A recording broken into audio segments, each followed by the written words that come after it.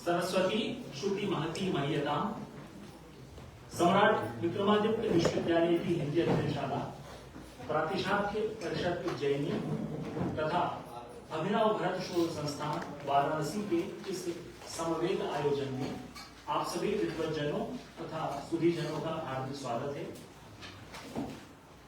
पूज्यपाद गुरुवर आचार्य कमलेश दत्त त्रिपाठी स्मृति व्याख्यानमाला के प्रथम पुष्प के अंतर्गत हम आज एक महत्वपूर्ण व्याख्यान आयोजित करने जा रहे हैं। हमारे इस आयोजन की अध्यक्षता कर रहे हैं सम्राट विक्रमादित्य विश्वविद्यालय के यशस्वी कुलगुरु प्रोफेसर अर्पण भारद्वाज जी।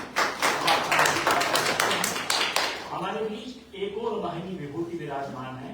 पद्मश्री से समलंकृत भाषा, साहित्य, इतिहास, पुरातत्व तथा लोक संस्कृति के देश विख्यात धनीषी, शताधिक पुस्तकों के लेखक, महाराजा विक्रमादित्य शोधपीठ के पूर्व निदेशक आचार्य भगवतीलाल राजपूत जी हमारे बीच विराजमान है। मुख्य वक्ता के रूप में संस्कृत तथा हिंदी के अप्रतिम आलोचक तथा रचनाकार एवं विश्व विद्वान, राष्ट्रीय संस्कृत विश्वविद्यालय दिल्ली के पूर्व यशस्वी मनस्वी कुलगुरु, साहित्य अकादमी तथा अनेकानेक महत्वपूर्ण सम्मानों से अलंकृत आचार्य राधा वल्लभ त्रिपाठी। हम मंचासीन समस्त अतिथियों से निवेदन करेंगे कि वाद देवी तथा आचार्य कमलेश दत्त त्रिपाठी जी के चित्र के समूह दीप प्रवर्तन कर इस व्याख्यानमाला तथा प्रातिशाख्य परिषद का शुभारंभ करें।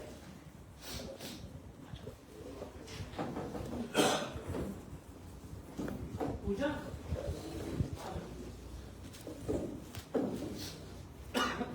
मंगलाचरण के लिए हम आमंत्रित करते हैं उज्जैनी की पांडित्य परंपरा के प्रतिनिधि पंडित महेंद्र पंड्या जी को।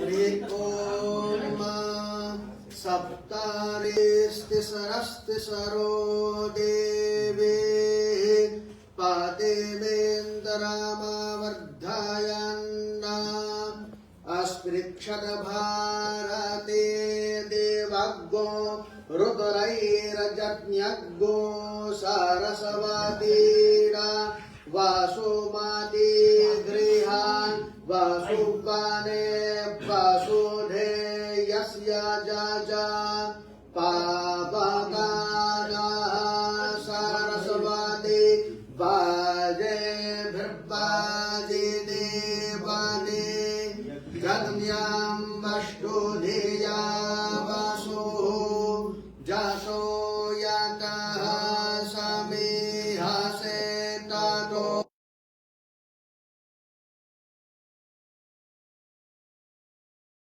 गुरुप्रजाभ्यो भयन्नः पाशुभ्यः सुशान्तिर्भवतु।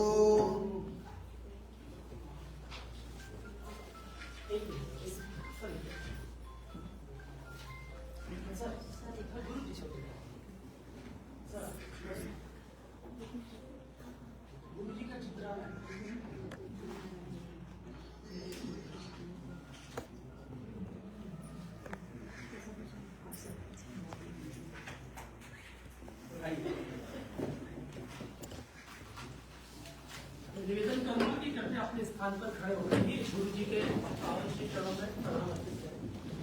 वहीं से अपने स्थान से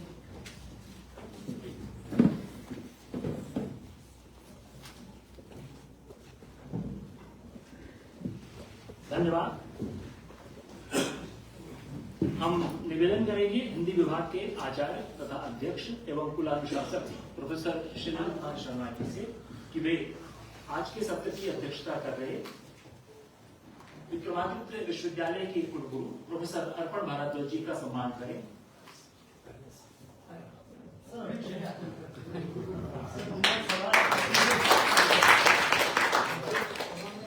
हम निवेदन करेंगे प्रोफेसर श्री कुमार शर्मा जी से कि वे आज के हमारे प्रधान वक्ता आचार्य राधा वल्लभ त्रिपाठी जी का सम्मान करें।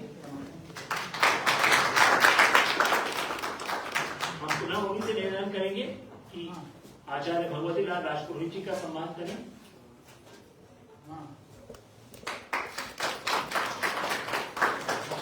मंच पर विराजमान आचार्य केदारनाथ जोशी के सम्मान के लिए हम आमंत्रित करते हैं हिंदी विभाग की आचार्य गीता नायक जी को।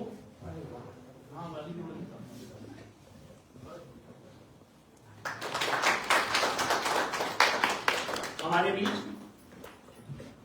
आचार्य सत्यवती त्रिपाठी जी भी विराजमान हैं, जिन्होंने सागर, दिल्ली तथा बैंकॉक में हिंदी के अध्यापन का कार्य किया है। उनके सम्मान के लिए हम पुनः प्रोफेसर शैलेंद्र कुमार शर्मा जी से आग्रह करेंगे कि वे श्रीमती सत्यवती त्रिपाठी जी के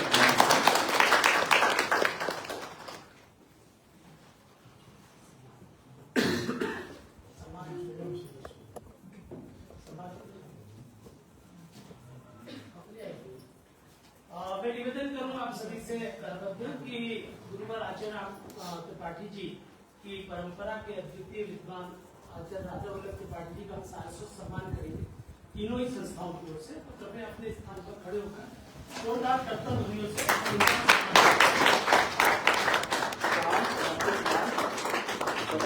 विश्वविद्यालय के प्रकाशन महात्मा गांधी विचार और नवाचार संघर्ष दिवस और अक्षर वार्ता के अंक अर्पित कर हम आचार्य त्रिपाठी जी का सम्मान करते हैं।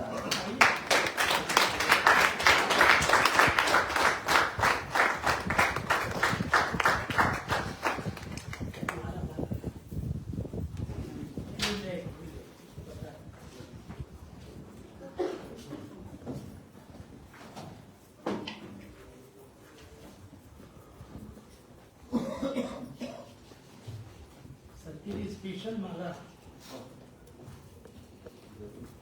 सर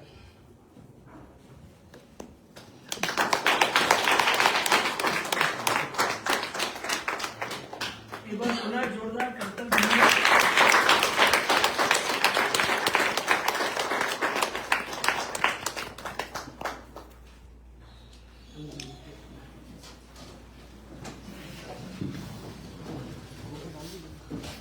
धन्यवाद। हम सर्वप्रथम आमंत्रित करते हैं सम्राट विक्रमादित्य विश्वविद्यालय के इससे पूर्व के हम कुलगुरु जी को आमंत्रित करें। आचार्य भगवती लाल राजपुरोहित जी का सम्मान करेंगे।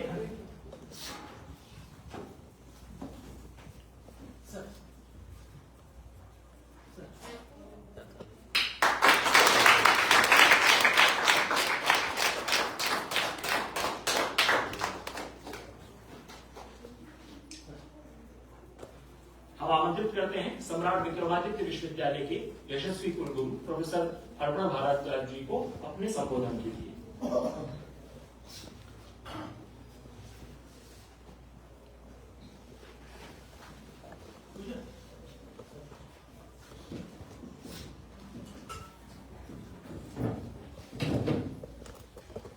आप सभी को मेरा सादर प्रणाम।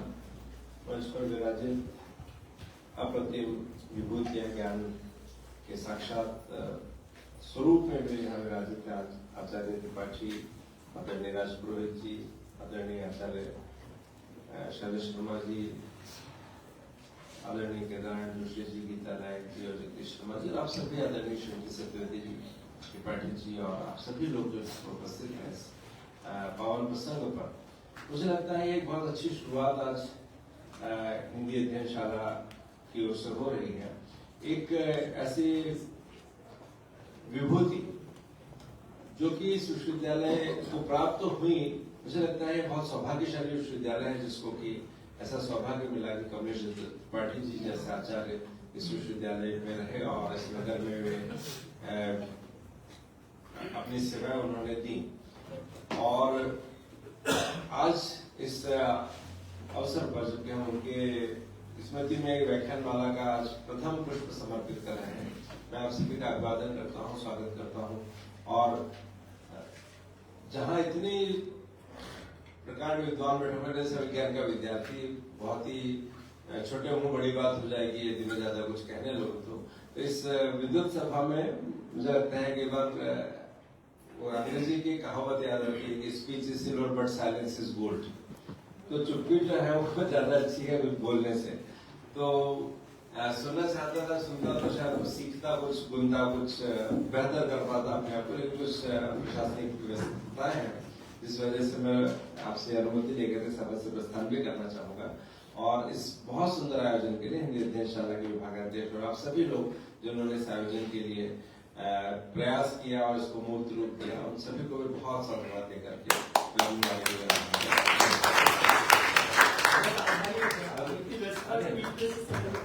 बहुत बहुत धन्यवाद माननीय कुलसर जी, आपके इस वक्तव्य से निश्चित रूप से हम अनुग्रहित हैं।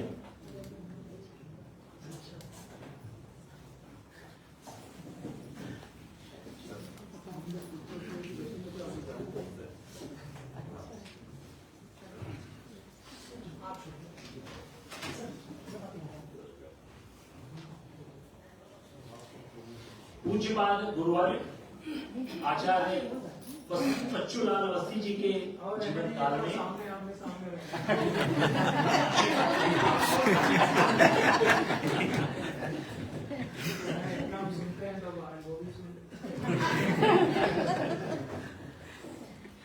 आचार्य बच्चूलाल अवस्थी जी के जीवन काल में 3 लोगों ने एक मंच स्थापित करने का सोचा। हमारे मित्र डॉक्टर नंदकिशोर श्रीवास्तव जी, जिन्होंने सारस्वत संगम ग्रंथ का संपादन किया, शैलेंद्र जी और मैं। उनके सामने प्रस्ताव रखा गया कि इस प्रकार का कोई एक मंच स्थापित हो जिसमें हम शास्त्रीय विषयों पर कुछ चर्चा कर सके। इस समय उन्हीं के श्री चरणों में बैठ करके मैं ऋग्वेद प्रातिशाख्य का थोड़ा अध्ययन कर रहा था, तो ये प्रातिशाख्य शब्द मुझे बहुत प्रिय लगा और मैंने उनसे निवेदन किया, तो वे बड़े प्रसन्न हुए क्योंकि वे मूर्धन्य वैयाकरण थे, इसलिए उन्होंने इस प्रातिशाख्य शब्द को तुरंत स्वीकृति बता दी। कई कारणों से हम उस समय इस कार्य को नहीं कर पाए। फिर कुछ ऐसा हुआ कि आचार्य कमलेश दत्त त्रिपाठी जी का अवसान हुआ। उसके बाद ये सोचा गया कि उनकी स्मृति को सुरक्षित करने के लिए कुछ करना चाहिए। इसी बीच आचार्य राधा वल्लभ त्रिपाठी जी का उज्जैन आगमन हुआ और उनके सामने जब यह प्रस्ताव रखा गया तो उन्होंने भी इस पर अपनी प्रसन्नता प्रकट की। उनसे निवेदन किया गया कि इसका कोई उत्तर पत्र सुझाइए। तो चूंकि त्रिपाठी जी जब सागर में थे तब वहां पर संस्कृत परिषद पहले से सक्रिय थी, फिर आपके कार्यकाल में नाट्य परिषद का गठन हुआ, तो परिषद शब्द भी हमें आपके द्वारा प्राप्त हुआ। तो प्रातिशाख्य परिषद अपने इन 2 महान आचार्यों, अपने इन 2 महान गुरुओं के द्वारा स्वीकृत अनुमोदित इस नामकरण के साथ अपनी यात्रा आज यहाँ से आरंभ करने जा रहे हैं। प्रातिशाख्य शब्द एक वैदिक शब्द है और वेद की किसी एक शाखा से संबंधित ग्रंथ को प्रातिशाख्य कहा जाता है। एक शाखा से संबंधित होने के कारण ही इन ग्रंथों को प्रातिशाख्य संज्ञा दी गई। वाजस्नेयिक प्रातिशाख्य की टीका में अनंत भट्ट ने इसकी निरुक्ति करते हुए कहा है, शाखायाम प्रतिप्रातिशाख्यम प्रतिशाखम भवम प्रातिशाख्यम। विद्वानों ने इस प्रातिशाख्य शब्द को लेकर के बहुत गहन विचार विमर्श किया है, लेकिन अब सभी लोगों ने इस बात को स्वीकार कर लिया है कि चूंकि प्रत्येक प्रातिशाख्य का संबंध वेद की किसी एक शाखा के साथ होता है और इसी अर्थ को हमें स्वीकार करना चाहिए। इस शब्द को स्वीकार करते हुए और इसके अर्थ में थोड़ा सा विस्तार करते हुए यह सुनिश्चित किया गया कि हम यहाँ पर ज्ञान की किसी एक नहीं बल्कि सभी शाखाओं, प्रशाखाओं और उप शाखाओं पर समग्रता में और गंभीरता पूर्वक विचार विमर्श करेंगे। एक प्रकार से शास्त्रीय विषयों पर गंभीर और अर्थपूर्ण विमर्श का मंच उपलब्ध कराना ही इस संस्था का प्रयोजन होगा। एक बात और है, जैसे वेद भगवान बिना छंदों के संचरणशील नहीं हो सकते, उसी प्रकार काव्य देवी भी अपनी गतिशीलता के लिए छंदों पर ही निर्भर है। यही कारण है कि ऋग्वेद प्रातिशाख्य तथा अन्य प्रातिशाख्य ग्रंथों में भाषिक और वैयाकरणिक चिंतन के साथ साथ काव्य चिंतन या काव्यांग भूत छंदों का विवेचन भी हमें प्राप्त होता है। इस दृष्टि से चूंकि हमारी परंपरा चिंतन और काव्य रचना को 2 भिन्न कर्म नहीं मानती। आचार्य त्रिपाठी तो बार बार कहते हैं कि हमारे यहाँ पंडित और कवि शब्द को उस प्रकार से विभाजन नहीं होता जैसा कि पश्चिमी दृष्टि करती है। इसलिए यह भी तय किया गया कि इस परिषद के अंतर्गत हम शास्त्रीय विषयों पर तो चर्चा करेंगे ही, साथ ही साथ हम समय समय पर रचना पाठ तथा रचना केंद्रित समीक्षा के लिए भी हम इस प्रकार के अवसर जुटाने का प्रयत्न करेंगे। आप सभी सुधीजनों का सहयोग हमें अपेक्षित है। जिन पूज्यपाद आचार्य की स्मृति में इस व्याख्यान माला का हम आज शुभारंभ करने जा रहे हैं, वे एक बहुत समृद्ध आचार्य परंपरा के उत्तराधिकारी थे। पंडित क्षेत्रेश चंद्र चट्टोपाध्याय उनके प्रधान गुरु थे, और जैसा कि आप में से कई लोगों को विदित होगा कि वे नेताजी सुभाष चंद्र बोस के सहपाठी थे। जब सुभाष चंद्र बोस ने यह तय किया कि वे स्वराज की प्राप्ति के लिए क्रांति का पथ चुनेंगे, तो उन्होंने चट्टोपाध्याय जी से भी कहा कि आप भी मेरे साथ चलिए। चट्टोपाध्याय जी ने विनम्रता पूर्वक इस बात को मना किया और उन्होंने कहा कि मैं तो विद्या के रास्ते पर चल करके इस कार्य को पूरा करूंगा, क्योंकि जितना राजनीतिक स्वराज आवश्यक है उतना ही सांस्कृतिक स्वराज भी आवश्यक है। वे बंगाल से चल करके प्रयागराज आए और वहां पर महामहोपाध्याय पंडित गंगानाथ झा के शिष्यत्व में उन्होंने अपनी विद्या का आरंभ किया। इसके बाद वे वाराणसी भी रहे और वहां के उस समय के उद्भट विद्वानों के मार्गदर्शन में उन्होंने शिक्षा प्राप्त की। महामहोपाध्याय पंडित गोपीनाथ कविराज जी के गुरु बैनिस जी, उनके साथ रहे वो। सुनीति कुमार चट्टोपाध्याय के निर्देशन में काम किया। IMS तारापुर वाला के साथ उन्होंने काम किया, और इस प्रकार से उन्होंने अपने समय के समस्त शास्त्रों और विद्याओं को जिस तरह से हस्तगत किया वो अपने आप में एक विलक्षण बात है। पंडित क्षेत्रेश चंद्र चट्टोपाध्याय जी के बारे में जितना कुछ कहा जाए वो कम है, और कभी कभी ये होता है कि गुरु की प्रशंसा से अधिक उनके शिष्यों की कीर्ति फैलती है। बहुत से लोग जो हिंदी के लोग हैं, कम से कम वो चट्टोपाध्याय जी के बारे में उतना नहीं जानते जितना हम उनके शिष्यों के बारे में जानते हैं। लंबी सूची है, लेकिन 3 नाम मैं आप लोगों के सामने रखना चाहूंगा।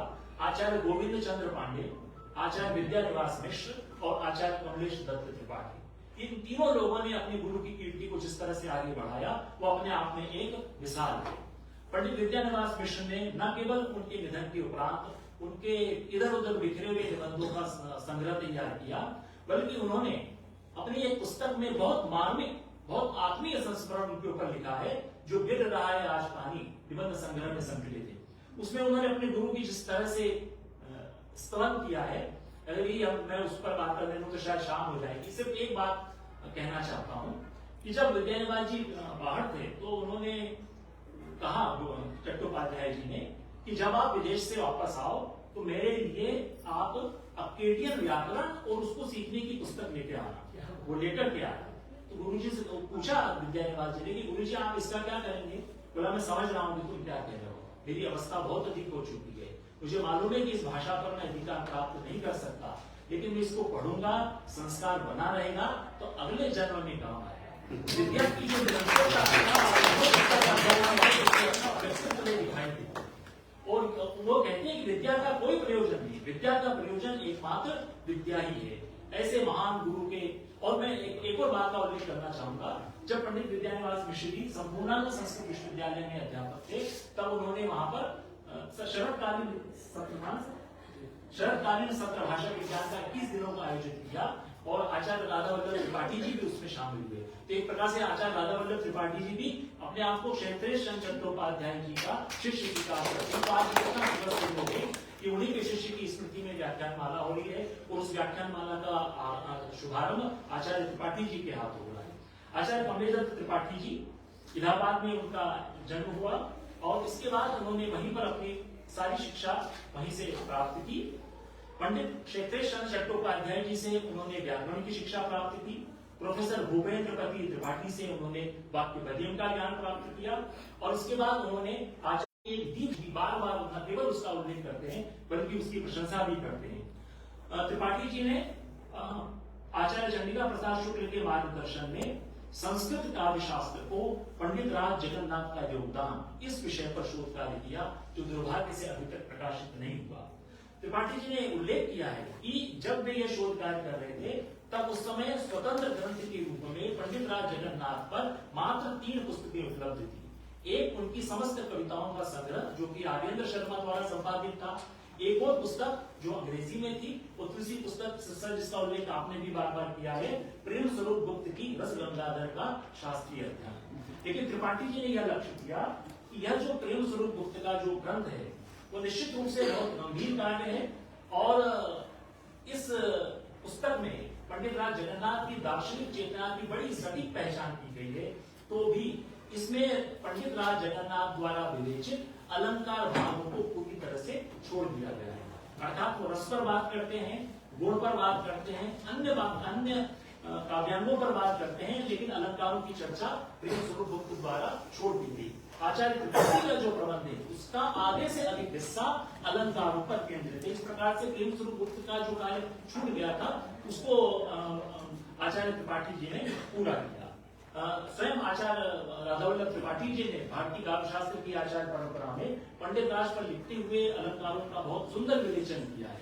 लेकिन हम अभी भी इस पुस्तक के प्रकाशन की प्रतीक्षा है। हमने पारिजात जी जो कि उनके सुपुत्र हैं उनसे निवेदन किया है कि वो जैसे भी हो जितनी जल्दी हो सके ये शोध प्रबंध प्रकाश में आना चाहिए, क्योंकि इसके माध्यम से हमें पंडित राज जगन्नाथ को समझने का एक नया रास्ता खुलता हुआ दिखाई देगा। पंडित क्षेत्रेश चट्टोपाध्याय जिस प्रकार से अपनी पुस्तकों के लेखन में, अपनी पुस्तकों के प्रकाशन में बहुत उदासीन थे, वही उदासीनता आचार्य कमलेश दत्त त्रिपाठी जी में भी थी। उनसे हम बार बार कहते थे कि गुरुजी आप लिख दीजिए, तो वो हंस करके टाल देते थे, लेकिन फिर भी उन्होंने लिखा। आरंभिक दौर में जब इलाहाबाद में अध्यापक थे, लगभग 10 से 11 वर्ष के अध्यापक रहे, उस अवस्था में उन्होंने भास के बाल चरितम का एक संस्करण तैयार किया, बिल्हण के विक्रमांग देव चरितम के प्रथम सर्ग का संस्करण तैयार किया, और एक और पुस्तक उन्होंने तैयार की जो दुर्भाग्य से मैं अभी तक खोज नहीं पाया हूं। वहीं रहते हुए उन्होंने भारतीय दर्शन जो कि नंदकिशोर देवराज के द्वारा संपादित एक महत्वपूर्ण ग्रंथ है, मानव ग्रंथ है, उसमें एक अध्याय लिखा, वैदिक संहिता एवं ब्राह्मणों में धर्म तथा दर्शन। लगभग 35 पृष्ठों में फैला हुआ यह निबंध अपने आप में इतना महत्वपूर्ण है कि हम वैदिक संहिताओं में और ब्राह्मणों में भारतीय दर्शन किस रूप में आया है और किस प्रकार से वह आगे आने वाले भारतीय दार्शनिक चिंतन का आधार बनता है, इसकी बड़ी सूक्ष्म और गंभीर मीमांसा आचार्य जी के द्वारा हुई है। आचार्य त्रिपाठी एक बहुत कुशल रंग प्रयोक्ता थे, निर्देशक थे, लेकिन उसकी चर्चा आचार्य त्रिपाठी जी करेंगे तो बेहतर होगा, क्योंकि और वो बहुत उसके साथ ही एक प्रकार से प्रयागराज से जो उनकी रंग यात्रा आरंभ हुई, प्रयागराज में जो संस्कृत रंगमंच की स्थिति थी उसका इतिहास भी हमारे सामने आएगा। वो एक लंबे विमर्श का, एक लंबी चर्चा का विषय हो सकता है। वे बहुत अच्छे कवि थे, बहुत कम कविताएं लिखी, लेकिन जो कविताएं लिखी वो बहुत सशक्त थी, आधुनिक भावबोध से संतृप्त कविताएं लिखी, जिसकी चर्चा आचार्य राधावल्लभ त्रिपाठी जी ने अपने एक व्याख्यान में की है। सुतंका, यूरोपा तथा एक और कविता जिसकी बड़ी गहरी मीमांसा हमें उस व्याख्यान में सुनने को मिलती है। उसी अवधि में जब वे इलाहाबाद में थे तब उन्होंने अमरु शतकम का अनुवाद किया। अमरु शतकम के हिंदी में हमें 2 अनुवाद प्राप्त होते हैं, एक आचार्य कमलेश दत्त त्रिपाठी जी का और दूसरा आचार्य विद्यानिवास कृष्ण जी का। विद्यानिवास जी का अनुवाद बाद में आया। दोनों अनुवादों में यह मूलभूत अंतर है कि विद्यानिवास जी का अनुवाद गद्य में है, जबकि त्रिपाठी जी ने उसका अनुवाद मुक्त छंद में किया है। एक कविता अनुवाद के रूप में आपके सामने रखना चाहूंगा। आदृष्टि प्रसरात प्रियस्य, इस छंद का वह अनुवाद है। दृष्टि जहां तक जा सकती थी उस दूरी तक उद्ग्रीवा हो रही देखती, प्रिय के पग चिन्हों को तकती बाट जोहती, दिन ढलने पर सुनी राहें हुई, अंधेरे के भी खूब फैल जाने पर पथिक वधू ने घर की ओर एक पग देकर और इसी क्षण झट से गिरा मोड़ी, फिर से देखा अरे कहीं वह आ न गया। क्या बात, बहुत महत्वपूर्ण ये छंद माना जाता है, जिसकी हमारी काव्य शास्त्रीय परंपरा में बार बार चर्चा होती है। उसका यह अनुवाद आचार्य कमलेश दत्त त्रिपाठी जी के द्वारा किया गया। बाद में उन्होंने बहुत सारे सुभाषितों के अनुवाद किए, जिसकी चर्चा मैं कुछ देर बाद करूंगा। नागार्जुन की संस्कृत कविताओं का उन्होंने अनुवाद किया, लेनिन दशकम का अनुवाद किया, काश्मीर का अनुवाद किया, और उन्होंने नागार्जुन की कुछ और कविताएं थी उसका भी उन्होंने गद्य में अनुवाद किया।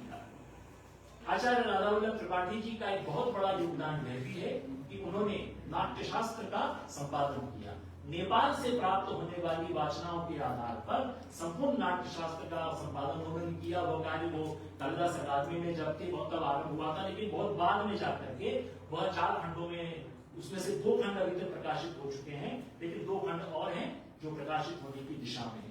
यहाँ पर एक और सूचना मैं आप लोगों के सामने देना चाहता हूँ कि नाट्यशास्त्र जो पिछली शताब्दी के पूरे विश्व के केंद्र में था, उसका सफर त्रिपाठी जी के नाट्यशास्त्र के संपादन के साथ विराम नहीं ले लेता, स्वयं आचार्य राधा वल्लभ त्रिपाठी जी पुनः 2 नई पांडुलिपियों के आलोक में नाट्यशास्त्र का एक नया पाठ हमारे सामने प्रस्तुत करने जा रहे हैं। ये पांडुलिपि आचार्य जी को पुणे से और केरल से प्राप्त हुई है। तो ये नाट्यशास्त्र का जो पाठ का निर्धारण, उसकी चर्चा ये आगे भी लगातार होती रहेगी। साक्षात्कार के अगस्त-नवंबर 1986 के अंक में आचार्य कमलेश दत्त त्रिपाठी का एक महत्वपूर्ण लेख प्रकाशित हुआ। कैसे हमारी आंखों के सामने दुनिया बदलती है, दुनिया को देखने का नजरिया बदलता है। ये 1986 का साल ऐसा लगता है कि न केवल संस्कृत विद्या बल्कि भारतीय विद्या, भारतीय साहित्य के क्षेत्र में एक क्रांतिकारी मोड़ सिद्ध होता है। आचार्य राधा वल्लभ त्रिपाठी संस्कृत काव्य की दूसरी धारा और नागार्जुन इस शीर्षक से न केवल एक लेख लिखते हैं, बल्कि वे वहां पर एक नए प्रकार का नजरिया हमारे सामने रखते हैं। ये माना जाता है कि संस्कृत की कविता में अभिजात जीवन की ही अभिव्यक्ति हुई है, लेकिन सुभाषित रत्न कोश में प्राप्त सुभाषितों के आधार पर आचार्य त्रिपाठी बहुत प्रखरता के साथ, बहुत शक्ति के साथ इस बात को हमारे सामने रखते हैं कि लोक जीवन की अभिव्यक्ति भी संस्कृत की कविता में उतनी ही प्रखरता के साथ हुई है जितनी। उसी समय नवंबर 1986 में 86 के साल में दो आचार्य एक साथ सक्रिय होते। यद्यपि आचार्य जी का काम पहले से था, लेकिन गुरुजी ने आप ही ने लिखा है कि आचार्य कमलेश दत्त त्रिपाठी कदाचित मुझसे कुछ पहले इस दिशा में उपक्रम कर रहे थे, इसलिए मैं इस पूर्वापर क्रम के पछड़े में नहीं पड़ता। दोनों आचार्यों को 1986 में जो काम है वो उसकी चर्चा करना चाहता हूँ। आप ही इस कार्य को कर रहे थे और इसके साथ ही आचार्य त्रिपाठी जी ने जो अनुवाद किए उसमें धर्मकीर्ति का अनुवाद बहुत सुंदर अनुवाद है।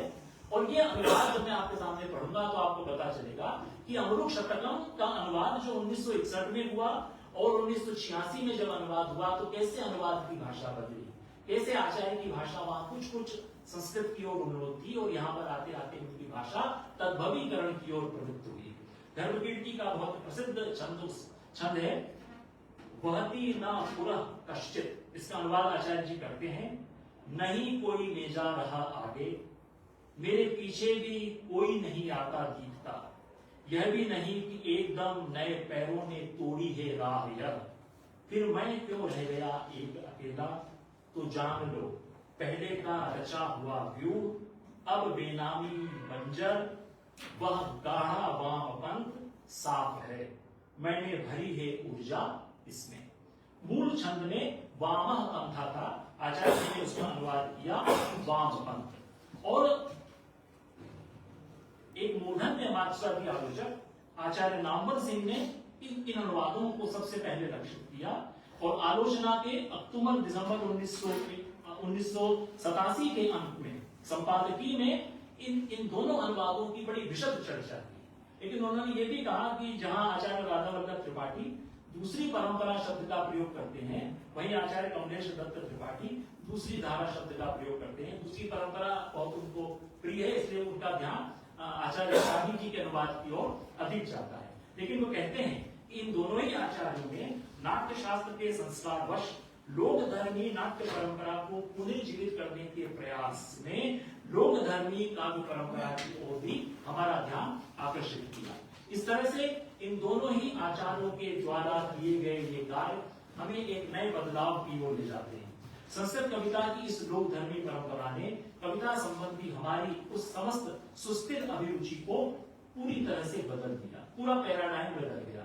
जब पैराडाइम बदलता है तो एक नए संसार का जन्म होता है, एक नई प्रकार की चिंतन दृष्टि हमारे सामने आती है, जिसका प्रमाण है ये दोनों ही आचार्यों के द्वारा किए गए कार्य। इन्होंने न केवल संस्कृत साहित्य के इतिहास की संरचना को बदला, बल्कि संस्कृत साहित्य को देखने, समझने और उसको परखने, उसका रसास्वादन करने की एक नई दृष्टि भी हमारे सामने उद्घाटन की।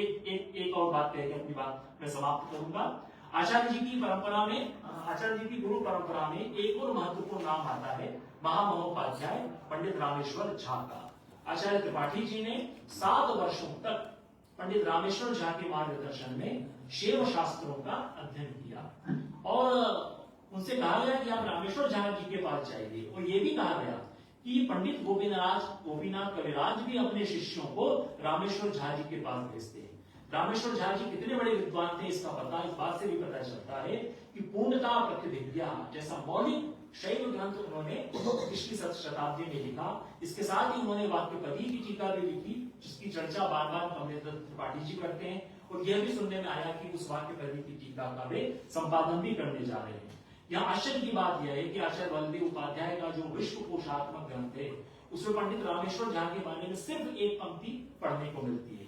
पंडित दुलार झा के पौत्र पंडित रामेश्वर झा न्याय तंत्र तथा कर्मकांड के अच्छे ज्ञाता थे। इसके अलावा उसके बारे में कोई सूचना उपाध्याय जी अपने ग्रंथ में नहीं देते। लेकिन आचार्य उपेंद्रपति त्रिपाठी और महामहोपाध्याय पंडित रामेश्वर झा से वाक्यपदी को भी सीखते हैं शिव शास्त्रों के साथ साथ, और इसके बाद वाक्यपदी को लेकर के लगातार आचार्य त्रिपाठी जी का चिंतन चलता रहता है। वाक्यपदी विमर्श जो एक महत्वपूर्ण ग्रंथ इंदिरा गांधी राष्ट्रीय कला केंद्र से प्रकाशित हुआ है, उसमें वाक्यपदी के बारे में बहुत मूल्यवान विचार आचार्य कमलेश दत्त त्रिपाठी जी ने हमारे सामने रखे हैं।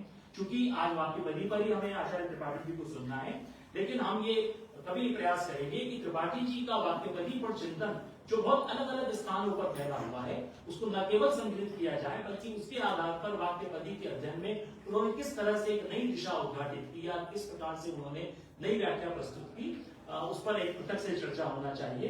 मैं कम बोलता हूँ, लेकिन आज अगर जिन्होंने बोलना सिखाया और के लिए न बोलता तो शायद बहुत सम्मान के साथ आमंत्रित करता हूँ हिंदी विभाग के आचार्य तथा अध्यक्ष प्रोफेसर शैलेंद्र कुमार शर्मा जी। वागर्थाविव संपृक्तौ वागर्थ प्रतिपत्तये जगतः पितरौ वंदे पार्वती परमेश्वरौ।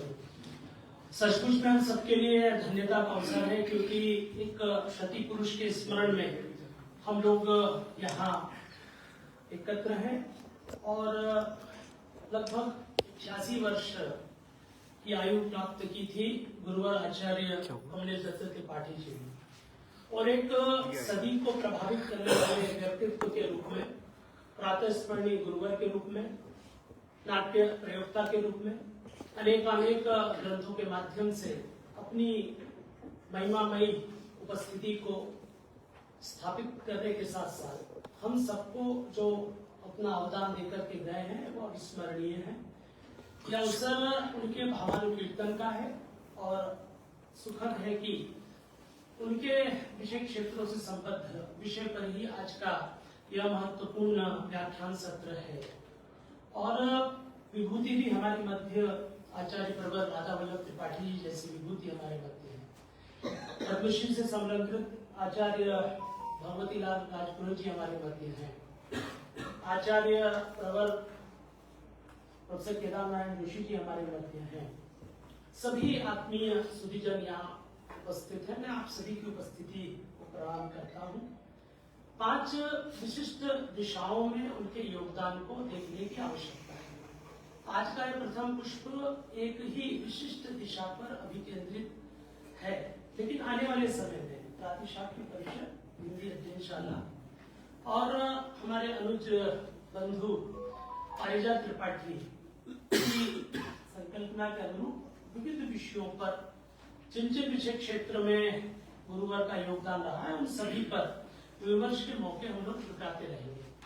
5 महत्वपूर्ण दिशाओं में उनका योगदान विस्मरणीय है। पूरे संपूर्ण संसार में उत्तर आधुनिक विश्व में यदि भारत की प्रतिष्ठा नए संदर्भों के साथ इन्हीं आचार्य ने की है तो गुरुवर आचार्य कमलेश दत्त त्रिपाठी जी। मुनित्रय की उपासना में हम लोग संलग्न हैं। प्रातःस्मरणीय गुरुवर आचार्य राममूर्ति त्रिपाठी जी, प्रातःस्मरणीय गुरुवर आचार्य बच्चूलाल अवस्थी ज्ञान और प्रातःस्मरणीय आचार्य गुरुवर कमलेश दत्त त्रिपाठी जी। यदि ये 3 विभूतियां हमारे जीवन में नहीं आती तो हम अभी भी नहीं है कुछ, लेकिन तब तो कुछ भी नहीं होते, मतलब धूलिकण के सदृश भी नहीं होते। तो इनके सानिध्य में, इनके द्वारा प्राप्त किए गए ज्ञान को जितना हम लोग सहज पाए, अभी एक मिसाल आपके सम्मुख देखने को मिली। वरेण्य आचार्य जगदीश शर्मा जी ने बहुत महत्वपूर्ण रूप में उनके अवदान को रेखांकित किया। मैं केवल संकेत सूत्र में अपनी बात को कहूंगा कि पहला और अविस्मरणीय योगदान है नाट्य शास्त्र को नए सिरे से देखना। यद्यपि इसी भूमि के रत्न आचार्य भट्टलाल अवस्थी ज्ञान जी जैसे जिनकी चर्चा हम लोग करते, जिन्होंने भारतीय दर्शन बृहत कोश अद्भुत है, उसकी कोटि का पूरी दुनिया में कोई ग्रंथ नहीं है, ये मैं मानता हूँ। हो सकता है कि कोई इसको अतिशयोक्ति के रूप में ले। इसी प्रकार बाबूलाल शुक्ल शास्त्री जी का नाट्य शास्त्र, उस कोटि का भी कोई दूसरा ग्रंथ संपूर्ण दुनिया में हमें दिखाई नहीं देता, यद्यपि पश्चिम में भी कई लोगों ने उस पर काम किया है। गुरु जी का योगदान, आचार्य गुरुवर त्रिपाठी जी का योगदान ये था कि उन्होंने उस काम को आगे बढ़ाया। उन्होंने जो कार्य बाबूलाल शुक्ल शास्त्री जी ने किया था, और इसी नगर में अंडा गली जो इलाका है प्रसिद्ध है, वहां पर वो रहते थे और बिल्कुल एक ऋषि व्यक्तित्व उनका था। श्री राम भवे जी भी बात की पुष्टि करेंगे। तो वह जो कार्य उन्होंने वहां बैठ करके किया, उसको किस तरह से गुरुवर ने आगे बढ़ाया।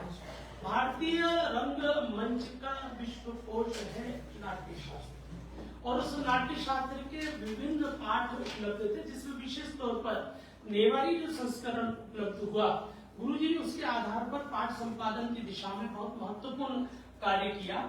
उन्होंने नाट्य शास्त्र के दर्शन, उसके तकनीकी पक्षों को लेकर, सौंदर्य दृष्टि को लेकर और नाट्य धर्मी लोक धर्मी दोनों ही संदर्भों के साथ वर्तमान युगानुरूप अनुप्रयोग की दिशा में बहुत ही महत्वपूर्ण काम किया।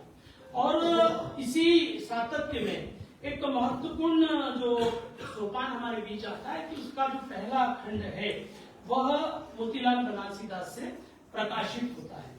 इसी क्रम में मैं निवेदन करना चाहूंगा कि गुरु जी ने एक और विश्वकोशीय कार्य किया, वो किया उन्होंने आचार्य बलदेव उपाध्याय जी के द्वारा जो संस्कृत वाङ्मय का वृहद इतिहास तैयार किया जा रहा था, उसमें छठे खंड का संपादन गुरु जी ने किया, और वो एक तरह से नाट्य संदर्भित विश्वकोश, उसमें ऐसा कोई महत्वपूर्ण पक्ष नहीं है जो उसमें छूटा हो, वो उन्होंने उसको संपादित किया। एक अद्भुत लघु पुस्तिका है, और आप कल्पना करिए ये पुस्तिका श्री राम स्मृति व्याख्यान के अंतर्गत प्रस्तुत किए गए व्याख्यानों का संकलन है, जो centre for performing arts, Shri Ram centre for performing arts, वहां से 1998 में प्रकाशित हुआ था। संस्कृत थिएटर अद्भुत ग्रंथ है। आप देखिए वो आकार में लघु अवश्य है, लेकिन वो विराट की और संकेत करने वाला यह ग्रंथ है, और इसका प्रत्येक व्यक्ति को अवश्य उसका पठन पाठन करना चाहिए, जो भी थिएटर से जुड़े हुए लोग हैं। फिर इसी दिशा में उन्होंने नाट्य शास्त्र का पुनरावलोकन, इसी तरह से नाट्य शास्त्र के आलोचनात्मक संस्करण को तैयार करने की चुनौतियां जैसे महत्वपूर्ण पत्र लिखे। मैं यहाँ पारिजात जी से भी चर्चा करेंगे, जगदीश जी से चर्चा करेंगे, और मैं संकेत देना चाहूंगा कि आने वाले समय में उनके द्वारा लिखे गए महत्वपूर्ण आलोचनात्मक लेखों का संकलन प्रातिशाख्य परिषद के द्वारा प्रकाशित करवाया। वो इसलिए आवश्यक है क्योंकि बिखरे हुए हैं, बहुत सारे मोती जो है इधर उधर बिखरे हुए हैं, उन सबको एक जगह समाहित करने की आवश्यकता। दूसरा महत्वपूर्ण योगदान है उनका नाट्य प्रयोक्ता के रूप में। कावलम नारायण पडिक्कर हो, मणिमाधव चाक्यार हो, और यहाँ से लेकर गोवर्धन पांचाल जी को बुलाते हैं, रतन धीम से संवाद करते हैं, शांता गांधी को लेकर के आते हैं, और इसी भूमि पर विक्रमोर वैशियम का चतुर्थ अंक का 3 अलग अलग निर्देशकों के द्वारा वह प्रस्तुतिकरण कराते हैं, और उसके माध्यम से बिल्कुल दिशा बदल जाती है। संतोष पंड्या जी यहाँ पर बैठे हुए, हम सब लोग साक्षी रहे हैं उन दृश्यों के, और कई बार आनंद में आचार्य हमारे पूर्वज जो लोग रहे, आचार्य श्रीनिवास दत्त जी से भी चर्चा होती थी, या डॉक्टर भट्टाचार्य जी से चर्चा होती थी। धीरेन्द्र कुमार जी, उनके द्वारा जिस तरह से मंचन किया गया था उसकी हूबहू नकल करते थे। ये अधिकार उन्हीं को है क्योंकि अभिनेता थे। तो आपको याद देना चाहूंगा, वो वैसा ही अभिनय जैसा कमलेश दत्त जी करते थे बातचीत के दौरान या उस विशिष्ट मंचन के दौरान, वैसा का वैसा धीरेन्द्र कुमार जी करते थे, और उनकी शैली का निरंतर हम लोग अनुकीर्तन करते थे। ये एक विशेष बात होती है किसी भी गुरु की कि वो जब जीवन में प्रवेश हमारे हो जाता है तो फिर ऐसा लगता है कि जैसे उसके अनुरूप ही हम लोग कुछ करते रहते हैं। तो ऐसा अविस्मरणीय योगदान उनका नाट्य प्रयोक्ता के रूप में है। वे नाच गुरु ओम प्रकाश शर्मा को साथ जोड़ते हैं, वे नृत्य गुरु राजकुमार जी को अपने साथ जोड़ते हैं, और एक नए स्वरूप के साथ संस्कृत रंगमंच को खड़ा करते हैं। संस्कृत थिएटर पहले भी होता था, संस्कृत थिएटर बाद में भी होता है, लेकिन यदि आचार्य गुरुवर कमलेश दत्त त्रिपाठी जी नहीं होते तो संस्कृत रंगकर्म का वह स्वरूप तैयार नहीं होता जो अपेक्षित है। गुरुजी ने अकेले ने नाट्य धर्मी और लोक धर्मी दोनों ही परंपराओं को न केवल अंगीकार किया, वरन उन्होंने उन मूल सूत्रों की तलाश की, वो चाहे यक्षगान के रूप में हो, चाहे कुडियाट्टम के रूप में, उन सबको अंकिया नाट्य को लेकर के भी काम किया उन्होंने, और एक तरह से संकेत दिया कि विश्व रंगमंच का पर्याय है संस्कृत रंगमंच। यदि संस्कृत रंगमंच है तो विश्व रंगमंच को गौरव दिलाया जा सकता है। तो ऐसी अद्भुत विशेषज्ञता के साथ यह उनका दूसरा महत्वपूर्ण योगदान है। तीसरा महत्वपूर्ण योगदान है अनुवाद, संपादन और समालोचना का। हम लोग चाहे अमृत शतक की बात करें या फिर हम लोग विक्रमांक देव चरित की हम लोग चर्चा करें, उसका अनुवाद उन्होंने प्रस्तुत किया। बाल चरित की बात करें जो कि भास्कृत एक बहुत महत्वपूर्ण नाट्य कृति है। तीनों का वो संपादन, अनुवाद और उसका समीक्षण करते हैं। यह उनका तीसरा महत्वपूर्ण योगदान है। चौथा, भाषा विमर्श, कला विमर्श और साहित्य विमर्श, ये त्रिवेणी है उनके विमर्शों की, और इस पर प्रायः बहुत कम ध्यान गया है। ये सुखद है कि आज का यह व्याख्यान एक तरह से उनकी एक इसी विशिष्ट धारा को समर्पित है। उन्होंने प्रोफेसर TRV मूर्ति के साक्ष्य से बहुत महत्वपूर्ण बात कही। उन्होंने कहा कि दर्शन परिषद में जब उनका व्याख्यान हुआ था TRV मूर्ति जी का, तो उन्होंने बहुत महत्वपूर्ण संकेत दिया था कि पश्चिम से हमारा संवाद भी संवाद किन आधारों पर हो सकता है। तो उन्होंने संकेत दिया था कि कभी बौद्ध दर्शन की तरफ पश्चिम के लोगों का ध्यान गया, कभी सांख्य की ओर उनका ध्यान जाता है, इसी सातत्य में कश्मीरी शैव दर्शन की तरफ ध्यान जाता है। लेकिन आवश्यकता इस दौर की यह है कि हम भाषा विमर्श के साथ वहां जाएं, वाक्य पदी को लेकर के जाएं जिसकी ओर पश्चिम का ध्यान जाता है। और यह सुखद है कि जब मैं गुरुवर आचार्य त्रिपाठी जी, राममूर्ति जी त्रिपाठी के श्री चरणों में शब्द शक्ति पर कार्य कर रहा था, तो मैंने जब सर से चर्चा की गुरुवर आचार्य कमलेश दत्त त्रिपाठी जी से, उन्होंने तत्काल न केवल विषय की को लेकर सहमति दी, वरन उन्होंने बहुत महत्वपूर्ण मार्गदर्शन किए। उन्होंने संकेत दिया किस तरह से सस्यूर के यहाँ, किस तरह से चॉम्स्की के यहाँ, किस तरह से हेलिडे या देरिदा के यहाँ शब्द शक्ति विमर्श के बहुत महत्वपूर्ण सोपान घटित होते हुए दिखाई देते हैं। तो जो बात कई दशकों पूर्व प्रोफेसर TRV मूर्ति ने दर्शन परिषद के अधिवेशन में कही थी, उसे अपने जीवन में चरितार्थ करने का कार्य किया है तो आचार्य कमलेश दत्त त्रिपाठी जी।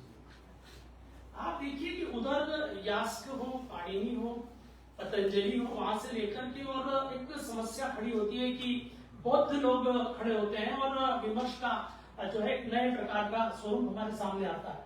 तब आप देखिए कि भारतीय मेधा का एक उत्कर्ष हमारे सामने आता है, और वो आता है भर्तृहरि के माध्यम से। भर्तृहरि ने उन तमाम प्रकार की समस्याओं का संकेत वाक्य पदी में किया। उन्होंने उसको न केवल प्रतिकार के रूप में लिया, पर उन्होंने संकेत दिया कि अब नए सिरे से हमें चाहे शब्द ब्रह्मवाद की अवधारणा हो, स्फोटवाद हो, अपोवाद हो, आदि आदि, इन सभी के साथ हमें आगे बढ़ना होगा। इसी संदर्भ में कला तत्वकोश, गुरुजी ने कला तत्वकोश तैयार किया। कला विमर्श का एक महत्वपूर्ण अवदान उनका है, जो चौथा और महत्वपूर्ण संदर्भ है। और अंत में आगम परंपरा, भारतीय धर्म, संस्कृति, चिंतन और उसके साथ साथ त्रिक दर्शन तक की अवधारणा, इन सबको लेकर के गुरुवर ने बहुत महत्वपूर्ण कार्य किया। तो इन 5 दिशाओं में गुरुजी का जो अवदान है, इन 5 दिशाओं से जुड़े हुए महत्वपूर्ण व्याख्यान हमारे मध्य होंगे। उन्होंने हिस्ट्री और इतिहास की जो मुठभेड़ है उसकी ओर भी संकेत दिया। बहुत सुंदर बात पे कहते हैं कि हिस्ट्री यदि कालक्रम के अनुरूप व्यक्ति केंद्रित लेखन होता है, तो भारतीय जो इतिहास है वो जीवन का प्रवाह केंद्र में रखकर आगे चलता है। उसमें व्यक्ति नहीं, जीवन मूल्य महत्वपूर्ण है। अतः इतिहास को देखने का दृष्टिकोण बदलना होगा। केवल हिस्ट्री के अनुरूप ही हम भारतीय इतिहास को न देखें, यह आह्वान भी वे करते हैं जब वे विक्रमांक देव चरित्र की भूमिका लिखते हैं। तो तात्पर्य है कि चाहे नाट्य शास्त्र पर कार्य हो, एक रंग प्रयोक्ता के रूप में संस्कृत रंग कर्म में उनका योगदान हो, अनुवाद संपादन और आलोचना के क्षेत्र में कार्य हो, भाषा कला और साहित्य विमर्श का कार्य हो, आगम धर्म संस्कृति विमर्श का कार्य हो, इन 5 दिशाओं में गुरुवर के अवदान को हम जितनी चर्चा करें उतना कम होगा। आप सभी पधारे, बहुत बहुत अभिनंदन। बहुत बहुत धन्यवाद प्रोफेसर शैलेंद्र कुमार शर्मा जी। कुछ महत्वपूर्ण बातें आपने आचार्य त्रिपाठी जी के कृतित्व के बारे में हमारे सामने रखी। यह प्रयास हम कर रहे हैं, पारिजात जी से भी अनुभव आग्रह किया गया है कि वे पंडित राज जगन्नाथ पर केंद्रित शोध प्रबंध का प्रकाशन करें। इसके साथ ही आचार्य राधा वल्लभ त्रिपाठी जी से यह आग्रह किया गया है कि वे त्रिपाठी जी की कविताओं का एक बहुत सुंदर संस्करण निकालें जिसमें मूल पाठ के साथ साथ अनुवाद भी हो और आपकी विशद भूमिका हो। तो इस दिशा में भी हम प्रयास कर रहे हैं। जब मैंने खोजना शुरू किया तो ऐसा लगता है कि 50 से 100 के बीच में उनके लेख होना चाहिए। उन सारे लेखों का संग्रह भी हम कभी आगे भविष्य में प्रस्तुत करने का प्रयास करेंगे। एक और सुखद संयोग है, कल संस्कृत विद्या धर्म विज्ञान संकाय काशी हिंदू विश्वविद्यालय वाराणसी में भी आचार्य कमलेश दत्त त्रिपाठी स्मृति व्याख्यान माला संपन्न हुई। भारतीय ज्ञान परंपरा संस्कृतोत्कर्ष इस विषय पर कल कामेश्वर सिंह दरभंगा संस्कृत विश्वविद्यालय दरभंगा के कुलपति ने एक महत्वपूर्ण आचार्य कमलेश दत्त त्रिपाठी स्मृति व्याख्यान माला का आरंभ किया। और न तो कल का पूर्व नियोजित था, हमें उसकी सूचना बाद में मिली और हमारी सूचना भी वहां तक बाद में पहुंची। तो ये एक प्रकार से संयोग ही है कि लगातार कल और आज वाराणसी और उज्जैन में जो कि उनकी प्रिय भूमि है, उन पर दोनों जगह उनको हम यहाँ पर याद कर रहे हैं। आचार्य राधा वल्लभ त्रिपाठी जी के बारे में कुछ भी कहना मेरे वश की बात नहीं है, इसलिए मैं उन्हें बहुत सम्मान के साथ आमंत्रित करता हूँ भर्तृहरि का वाक्योपदीर और सेवा एवं परंपरा पर अपने व्याख्यान के लिए।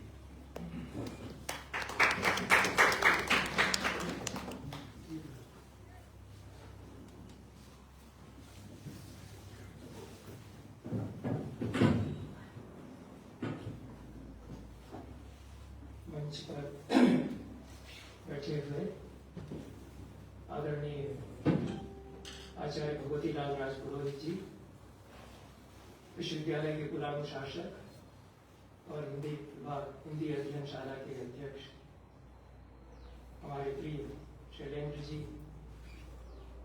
जगदीश जी, गीता जी, सभी उपस्थित। अच्छा हाँ, हमारे बड़े भाई अग्रज केदार नारायण जोशी जी और सभी उपस्थित सम्मान्य महानुभाव जिनमें की आदरणीय देवियां भी सम्मिलित हैं। मैं विक्रम विश्वविद्यालय की हिंदी अध्ययनशाला, प्रातिशाख्य परिषद तथा अभिनव भरत शोध संस्थान, इन तीनों संस्थाओं का कृतज्ञ हूँ कि मुझे यह पावन अवसर प्रदान किया है। इस अवसर पर कमलेश दत्त त्रिपाठी जी की स्मृति में सम्मिलित होने का मैं आचार्य कमलेश दत्त त्रिपाठी की स्मृति को नमन करता हूँ। एक दृष्टि से उनकी स्मृति व्याख्यान माला में बोलने के लिए मेरी एक योग्यता यह है, बाकी तो योग्यता के संबंध में मैं नहीं कुछ कह सकता। मैं अपात्र अधिक हूँ आचार्य कमलेश दत्त त्रिपाठी ने जिन विषयों पर कार्य किया उन विषयों पर बोलने की दृष्टि से, पर मेरी एक पात्रता यह है कि यहाँ जितने लोग हैं या उज्जैन में जितने विद्वजन हैं आचार्य त्रिपाठी जी के प्रशंसक, उन सब में सबसे अधिक लंबे समय से आचार्य त्रिपाठी जी को जानने का, उनसे मिलते रहने का अवसर मुझे प्राप्त हुआ। ऐसा इसलिए कह रहा हूँ कि मैंने पहली बार उनको देखा था फरवरी या मार्च में जबलपुर में आचार्य कृष्णकांत चतुर्वेदी जी ने संगोष्ठी कराई थी, राजशेखर संगोष्ठी। उसमें मैं भी गया था। मैं उदयपुर से सागर आया था, लेक्चर में था, और इलाहाबाद से कमलेश दत्त त्रिपाठी जी उसमें आए थे। बहुत बड़ी बड़ी विभूतियां उस संगोष्ठी में थी। रामचंद्र द्विवेदी जी भी थे वहां पर, मनमोहन घोष और वी राघवन भी आए। आचार्य कृष्णकांत चतुर्वेदी जी जो संगोष्ठियां कराते थे, तो मैं चला गया था। कृष्णकांत चतुर्वेदी जी स्नेह रखते थे, उन्होंने बुला लिया। पहली बार मैंने उनको सुना भी वहां, काव्यशास्त्र पर ही वो संगोष्ठी थी। बाकी सब मैं भूल गया कि किसने क्या क्या उसमें, मुझे तो अपने शोध पत्र का भी विषय इस समय ठीक से याद नहीं कि मैंने क्या पढ़ा था, लेकिन त्रिपाठी जी की याद है क्योंकि उन्होंने भारतीय काव्यशास्त्र और पश्चिमी काव्यशास्त्र में समानता के बिंदुओं पर बात की थी। और मुझे उस समय, आप लोग तो विश्वास नहीं करेंगे, उनके बड़े बढ़िया मेचक कुंतल केश थे, श्याम, और बड़े स्वरूप लगते ही थे, युवा उस समय थे। वो पैंट शर्ट पहने, मैंने उनको देखा, उसके बाद से मैंने शायद उनको पैंट शर्ट पहने नहीं देखा। वो सुंदर लगते थे, उसमें भी कुर्ता पजामा भी उसमें भी बहुत अच्छे लगते थे। उनका बड़ा भव्य व्यक्तित्व था और क्या उनका बोलना। तो ये मेरी एक योग्यता तो यह है कि त्रिपाठी जी को मैं 50 साल, उनसे 50 साल के अंतराल इस दीर्घ अवधि में हर साल किसी न किसी रूप में उनसे या तो मिलता रहा। उनके पत्र आते रहे, वे सागर आते रहे, घर में आए, मैं उनके घर में गया। 80 में उनका घर था गंगा घाट के किनारे, उस समय जहाँ रहते थे। बहुत अच्छा घर था उनका, उसमें रात को ठहरा, बहुत स्नेह से वो रखते थे। और यहाँ उज्जैन में जिस घर में वो रहते थे, उनके साथ कई बार भोजन किया। रथ साहब में हमने बड़ी संगोष्ठियां होती थी, बड़ा आनंद होता था। अब मुझे वो पछतावा होता है, मैंने वाक्यपद ही नहीं पढ़ लिया उनसे। कितनी कितनी यात्राएं मैंने उनके साथ की, दूर की यात्राएं की, एक कमरे में कई होटलों में रुके। तो मैं प्रशंसक था त्रिपाठी जी का, और यह भी लगता था कि इनके जैसा क्यों नहीं हो पाया। हालांकि नहीं होना चाहिए, मुझे अपनी तरह होना चाहिए, लेकिन अद्भुत भव्य व्यक्तित्व। तो मैं इतना ही कह सकता हूँ कि ऐसा आदमी इस धरती पर हो सकता है, ये कई बार यकीन करना मुश्किल है। इतना सब एक साथ कैसे कोई हो सकता है कि महात्मा भी हो, संत भी हो, ज्ञानी भी हो, अत्यंत रसिक सहृदय भी हो, साधक हो, तंत्रिक साधना करते थे, प्रगतिशील, बिल्कुल प्रगतिशील लेखक संघ में बढ़िया बोल दें, वैसा भी हो, विचारक भी हो, चिंतक भी, अजात शत्रु हो, अभिनेता बहुत अच्छा हो, नाट्य निर्देशक हो, गायक हो। वो गाते हुए कई लोगों ने सुना होगा, तो लोकगीत गाते थे, क्या तन्मय करके गाते थे। और अवस्थी गुरु जी, वो जब ग्वालियर में हम लोग ठहरे हुए थे किसी होटल में, और कहीं से वो उस हरणी वाले गीत का किसी ने कह दिया, तो अवस्थी जी ने कहा भैया सुनाओ। तो जैसे ही उन्होंने सुनाना शुरू किया, अवस्थी जी की आंखों शुरू करने के पहले उनकी आंखों में आंसू। तो रस साहब ने कहा कि अब बंद करो, बाकी है हुआ खाओ, क्या वो ये उसी गीत को फिर से ले गए। तो ये दो परम रसिक लोग, ये क्या गाते थे, लोकगीत भी गाते थे, शास्त्रीय संगीत भी गाते थे। हमारे यहाँ आकर के रुकिए, देखा कि हमारी सबसे छोटी बच्ची कुछ गाने उसमें रखती है, तो कहा बताने लग गए तो देखो यहाँ समा है, ये इसे बहुत प्रेम से उसको समझा रहे हैं क्या उनका रेंज है। तो ये अच्छा हुआ कि मुझे आपने बुलाया, मुझे वाक्यपदी फिर से थोड़ा बहुत उलटना पुलटना पड़ा, उसका अवसर मिला। और जो शैलेंद्र जी ने याद किया है, वो एक उपोद्घात नहीं, वो एक आशीर्वचन के नाम से अम्बेडकर त्रिपाठी जी के 2 शिष्यों ने किताब निकाली है, उसमें वो आ गया उनका, वो शायद उनके अंतिम लेख होगा, क्योंकि 2024 में पुस्तक छपी है। उसमें उन्होंने जो कहा है टीआरई मूर्ति को याद करते हुए, उन्होंने कहा कि 20वीं शताब्दी में बौद्ध दर्शन और वेदांत के द्वारा विश्व से संवाद किया भारत ने, और फिर शिव दर्शन के द्वारा 1950 ईस्वी के बाद, और अब 21वीं शताब्दी में वाक्यपदी इस वैश्विक संवाद का माध्यम होगा। जो त्रिपाठी जी को उनका वाक्य याद था, उन्होंने इस रूप में उद्धृत उसमें किया है। तो ऐसे वाक्यपदी पर आपने मुझे कुछ बोलने का अवसर दिया। त्रिपाठी जी वाक्यपदी के विशेषज्ञ थे, क्योंकि उन्होंने महामहोपाध्याय रामेश्वर झा से 3 विषयों का अध्ययन किया, वाक्यपदी का, शिव शास्त्रों का और नाट्य शास्त्र का। ये तो खुद बताते थे कि नाट्यशास्त्र भी हम पढ़ते थे उनसे, विर्स के साथ थे पोलैंड के, दोनों जाते थे नाट्यशास्त्र पढ़ने उनसे, और शैवगम का अध्ययन किया ही। तो ये विषय जो आज चुना गया है, वो त्रिपाठी जी की विशेषज्ञता के अनुरूप है, और तदनुरूप मैं कुछ कहने का प्रयास करूंगा। एक बात, कुछ बातें तो मैं मोटी मोटी कहूँगा वाक्यपदी के बारे में, उसके बाद मैं वाक्यपदी की कुछ कारिकाएं प्रस्तुत करने का प्रयास करूंगा।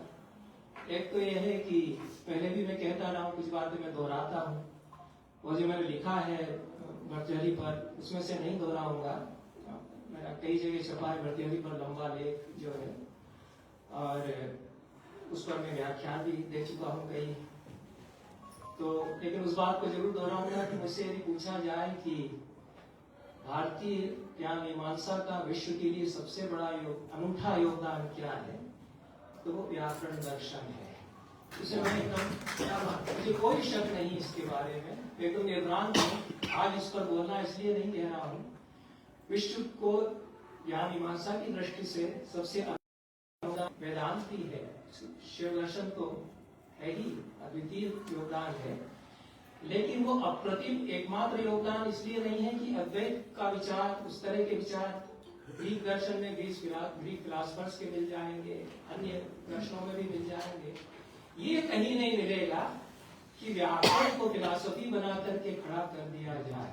ये केवल भारत में हो सका है, तो मानना पड़ा कि हाँ व्याकरण दर्शन बनता है, बाकी जगह दर्शन नहीं बन सका। इस तरह के वाक्य कहे गए होंगे कि in the beginning there was word, ये बाइबल में आता है, लेकिन उससे फिलॉसफी कैसे बनेगी, ये केवल भारत में हुआ। भर्तृहरि ने निश्चित रूप में प्रस्तुत किया। उनके पहले 3000 साल की कम से कम परंपरा थी भाषा चिंतन की, इसको संपन्न करके। ये अनोखी देन इसलिए है कि आज विश्व को उसकी जरूरत है, जो टीवी मूर्ति अनुभव कर रहे हैं, जो कबीर त्रिपाठी अनुभव कर रहे हैं। ये जो हमारा अप्रतिम अनूठा योगदान है विश्व को, विश्व चिंतन को, विश्व चिंतन परंपराओं को, उसकी अब जरूरत दुनिया को है। 21वीं शताब्दी में और भी उसकी आवश्यकता अनुभव ज्यादा से ज्यादा की जाएगी। अब इसके बाद मैं शुरुआत करने के पहले भी एक कविता पढ़ूंगा। ये कविता त्रिलोचन जी की है। उनकी याद इसलिए आ गई कि हिंदी के जिस कवि का इसी तरह से मुझे सानिध्य मिला, जैसा कबीरदत्त जी का 50 वर्ष का मेरा संबंध रहा है, उस तरह से लगभग 10 वर्ष लगातार मुझे त्रिलोचन जी का सानिध्य मिला, क्योंकि पड़ोस में रहते थे और मुक्ति बोध पीठ पर रहे। तो हर कभी आ जाते थे शाम को, मैं उनके यहाँ चला जाता था, तो उनकी इसलिए भी याद आई। दूसरा हिंदी विभाग है, उनकी कविता पढ़नी चाहिए तो पढ़ूंगा। जीवन की शैया पर आकर मरण सो गया, सब कुछ सब कुछ सब कुछ सब कुछ सब कुछ भाषा, भाषा की अंगुली से मानव हृदय डूब गया। कभी मानव का जगा गया नूतन अभिलाषा, भाषा की लहरों में जीवन की हलचल है, ध्वनि में क्रिया भरी है और क्रिया में बल है। ये उनके सोनेट की पंक्तियां हैं। मुझे जब भी मैंने इसको पढ़ा, मुझे लगा कि वाक्यपदी को निचोड़ करके प्रस्तुत कविता में उन्होंने कर दिया है। त्रिलोचन जी ये कर सकते थे, और कोई हिंदी का कवि नहीं करता, क्योंकि वो वाक्यपदी कुछ जानते होंगे। मूल में उन्होंने कितना पढ़ा नहीं कह सकता, क्योंकि त्रिलोचन जी बहुत गप्पी आदमी थे, और दुनिया के तो ये हिंदी साहित्य के सबसे गप्पी कवि कहे जाते हैं। लेकिन बहुत समेटा उन्होंने, बहुत संजोया अपने भीतर, काशी के विद्वानों को सुनते हुए। इसमें वाक्यपदी आ गया है, काफी कुछ कविता में आ गया है, क्योंकि भाषा के अगम सागर में ध्वनि की लहरें उठती हैं, वो क्रियाएं होती हैं। ये कविता में त्रिलोचन जी कह रहे हैं। उनसे बहुत पहले, भर्तृहरि से बहुत पहले ऐत्रेय ऋषि हुए। इतरादासी के पुत्र थे और वैदिक ऋषि थे, ऋग्वेद के ऋषि थे। ऐत्रेय ब्राह्मण तो ऋग्वेद का ब्राह्मण है, ऐत्रेय का लिखा हुआ है, रचा हुआ है ऐत्रेय ब्राह्मण। उसमें वो एस्थेटिक्स की, सौंदर्य शास्त्र की बहुत सारी बातें बताते हैं, कला और शिल्प के बारे में, वाक के बारे में चर्चा करते हैं, और बहुत सुंदर चर्चा है वाक के बारे में जो ऐत्रेय ने चर्चा की है। लेकिन उसमें एक वाक्य है, वाक वही समुद्र, वाणी जो है समुद्र है, भाषा एक समुद्र है, सा न क्षीयते, ऐसा वही कहते हैं, वो कभी नष्ट समाप्त नहीं होती। भाषा तो रहेगी। ऐत्रेय कह रहे हैं सृष्टि के आदि से भाषा थी, बाकी सब मिट जाएगा लेकिन भाषा फिर भी रहेगी। वाक जिसको कहते हैं, लैंग्वेज कहने से शायद थोड़ा दूसरा कनोटेशन हो सकता है। तो इसलिए त्रिलोचन जी की मुझे वाक्यपदी पढ़ते हुए याद आई और फिर विटगेन्स्टाइन की भी याद आई। हालांकि मैं अधिकारी नहीं विटगेन्स्टाइन पर कुछ कहने का, लेकिन वो कहते हैं language is the end of my universe. मेरे निखिल ब्रह्मांड का अंत जो है भाषा के भीतर है। भाषा ही मेरा, जो त्रिलोचन कह रहे हैं कि सब कुछ है, उसी में सब कुछ परिवर्तित होता है। कटेरी के पहले भाषा के संबंध में विचार की परंपरा थी और ऋग्वेद में कई सूक्त हैं। आगमरणी, अमरण ऋषि की कन्या पुत्री है आगमरणी, उनका तो सूक्त ही है, वाक सूक्त, उसमें पूरा वाक का स्वरूप बताया गया है। चत्वारि वाक परिमिता वदानि तानि विदुर ब्राह्मणा एव ऋषिः गुहाक्युं इंगिता नेंगयन्ति तुरीयं वाचो मनुष्या वदन्ति। वाणी के 4 पद हैं, यह कहा गया। तो वाक की एक क्रमिक प्रक्रिया होती है और 3 उसके जो सोपान है वो तो भीतर कहीं गुहा में छिपे हुए हैं। सारे तकनीकी शब्द है, गुहा है और तुरी जो अंतिम उसका स्वरूप है वह हम लोग बोलते हैं। ये ऋग्वेद में कहा गया है तत्व पश्यन् ददर्श वाचम तत्पश्यन् मन श्रवण किया तत्वस्मै तन्नो विसस्ते जाये उपत्ये पुष्टि सुवासा। तो जो वाणी को केवल सुनता है वो सुनता हुआ भी नहीं सुनता, देखता हुआ भी नहीं सुनता, पर जो जानकार है उसके लिए वाणी अपने आप को खोलती है, वस्त्र उतार करके जैसे ऐसी अपने आप को खोलती है, ऐसा ऋषि कहते हैं। तो ये परंपरा चली आ रही थी और बहुत अच्छी चर्चा की जगदीश जी ने। ये लोग दोनों जब बोल रहे थे तो मुझे ऐसा लग रहा था कि यही लोग बोलते चले जाएं और बाकी बदी नंबर और किसी दिन रख ले व्याख्यान, क्योंकि इन लोगों का थोड़ा अच्छा लग रहा है। तो प्रातिशाख्य पर आपने अगर अवस्थी गुरु जी से पढ़ लिया है तो आप बहुत आदरणीय हो गए हमारे लिए। और क्योंकि वाक्यपदी पर जिस तरह से आवश्यकता अनुभव की जा रही है, अब ये कहा जाएगा कि 21वीं शताब्दी में कोई टीवीआर मूर्ति फिर से अगर कहेगा 21वीं शताब्दी के शुरू में वाक्यपदी वैश्विक संवाद का माध्यम बनेगा, तो उसके बाद प्रातिशाख्य ग्रंथ वैश्विक संवाद के माध्यम बनेंगे, क्योंकि उसको होता हुआ देख रहा हूँ। एक बात में अगर संस्कृत के कोई छात्र हो तो उनके लिए कहना चाहता हूँ। कई बार यह कहता हूँ कि मैं कम से कम 4-5 ऐसे युवा लोगों को जानता हूँ। युवा मेरे हिसाब से वो है, वो 40 से 1 साल के हो सकते हैं, उनमें कोई 45 का हो सकता है, जिन्होंने संस्कृत जिंदगी में कभी पढ़ी नहीं, टेक्नोलॉजी के लोग हैं। और आज ये स्थिति है, वो 3-4 साल संस्कृत पढ़ के कि अच्छे पंडित उनसे पूछते हैं, वो अच्छे पंडितों के कान काटते हैं। तो उनमें से एक प्रचंड प्रवीर है, वो प्रचंड प्रवीर तो प्रचंड ही है। उनकी किताब आ गई है वर्ण विचार प्रातिशाख्यों पर, अद्भुत काम है।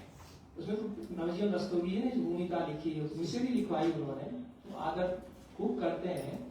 लेकिन वो प्रातिशाख्यों पर जिस तरह से उन्होंने लगकर के काम किया है, जो आदमी बिजनेस मैनेजमेंट या किस संस्थान में नहीं पढ़ी जिसने संस्कृत को शिव दर्शन में कितना वो जानता है, तो ये आप लोग को इससे सीखना चाहिए कि सब सारी दुनिया लेख भगेगी आपका शास्त्रों का ज्ञान। वो तो अच्छा है, वो लोग कोई चोरी थोड़ी कर रहे हैं, आपने सेफ के रख लिया, आप कुछ कर नहीं रहे हैं, वो लोग कर रहे हैं, बहुत अच्छा काम कर रहे हैं, उन्होंने अधिकार प्राप्त कर लिया है। तो हिंदी के लोग, संस्कृत के लोग अपनी ज्ञान विरासत पर चर्चा नहीं करेंगे तो दुनिया में बाकी विदेशों में तो और भी कई लोग हैं, बहुत अच्छा काम कर रहे हैं। यंग लोग, जो युवा लोग हैं, अष्टाध्यायी खूब पढ़ रहे हैं, उस पर अधिकार कर रहे हैं। तो ये सारा सिनारी का परिदृश्य बदल रहा है दुनिया में, और जिन चीजों की दुनिया को जरूरत है वो दुनिया कहीं न कहीं से लेगी। आप लोग तैयार नहीं है तो आप लोग पिछड़ जाएंगे। तो ये प्रातिशाख्य पर विचार की जरूरत है उसी क्रम में। लेकिन ऋग्वेद के बाद जो महत्वपूर्ण चर्चा भाषा के दर्शन पर होती रही, उसमें व्याढ़ी का नाम आता है। और वंदना जी जानती होंगी कि अवस्थी गुरु जी ने व्याढ़ी के श्लोक बहुत सारे संग्रह किए थे, जितने उदाहरण मिलते हैं वो भी छपवा देना चाहिए अगर एकत्र कहीं नहीं है। और बड़ा नाम है, पाणिनि के पहले हुए, फिर पाणिनि तो नहीं, उन्होंने स्फोटायन का उल्लेख किया है, जिन्होंने भाषा दर्शन के क्षेत्र में कदाचित स्फोट सिद्धांत दिया, इसीलिए स्फोटायन उनको कहा जाता है। इस पूरी परंपरा में लगभग 4वीं-5वीं शताब्दी में भट्टर्जी आते हैं और परशुराम उनके गुरु थे ऐसा कहा जाता है, जो कि 5वीं शताब्दी पूर्वार्ध में थे। तो उस समय भर्तृहरि रहे होंगे ऐसा कह सकते हैं। भर्तृहरि ने जो वाक्यपदी लिखा उससे तत्काल संवाद पूरे भारत में ज्ञान की परंपराओं से हुआ ऐसा लगता है कि ऐसा ग्रंथ आ गया, क्योंकि महाभारत में शांति पर्व में लगता है कि भर्तृहरि का वाक्यपदी देख करके पंक्तियां जोड़ दी गई हैं। स्वरूप ज्योति रण पायिनी ऐसा उसमें आता है, परावाक स्वरूप ज्योति रण पायिनी। ये भीष्म जब वाक के संबंध में बोलते हैं तो परावाक की चर्चा करते हैं, इसको स्वरूप ज्योति कहते हैं।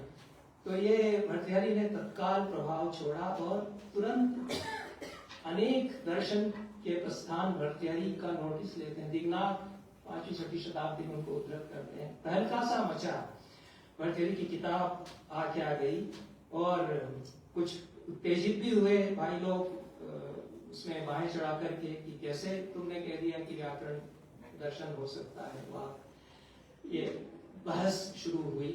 तो इस तरह की ये किताब थी और उसमें जो कुछ मूल विचार है भर्तृहरि के उनको मैं प्रस्तुत करने का प्रयास करूंगा थोड़े से में, और उसके बाद शुरुआत हो सकी व्याख्यान की तो मैं करूंगा। तो एक तो जो बात हमको समझ में आती है वाक्यपदी में तो कही ही जा रही है, लेकिन हम अनुभव भी करते ही हैं कि भाषा आदमी की पहचान है। भाषा से ही हमारी पहचान बनती है। भाषा से हम दुनिया को बदल सकते हैं, भाषा से हम दुनिया को बना सकते हैं।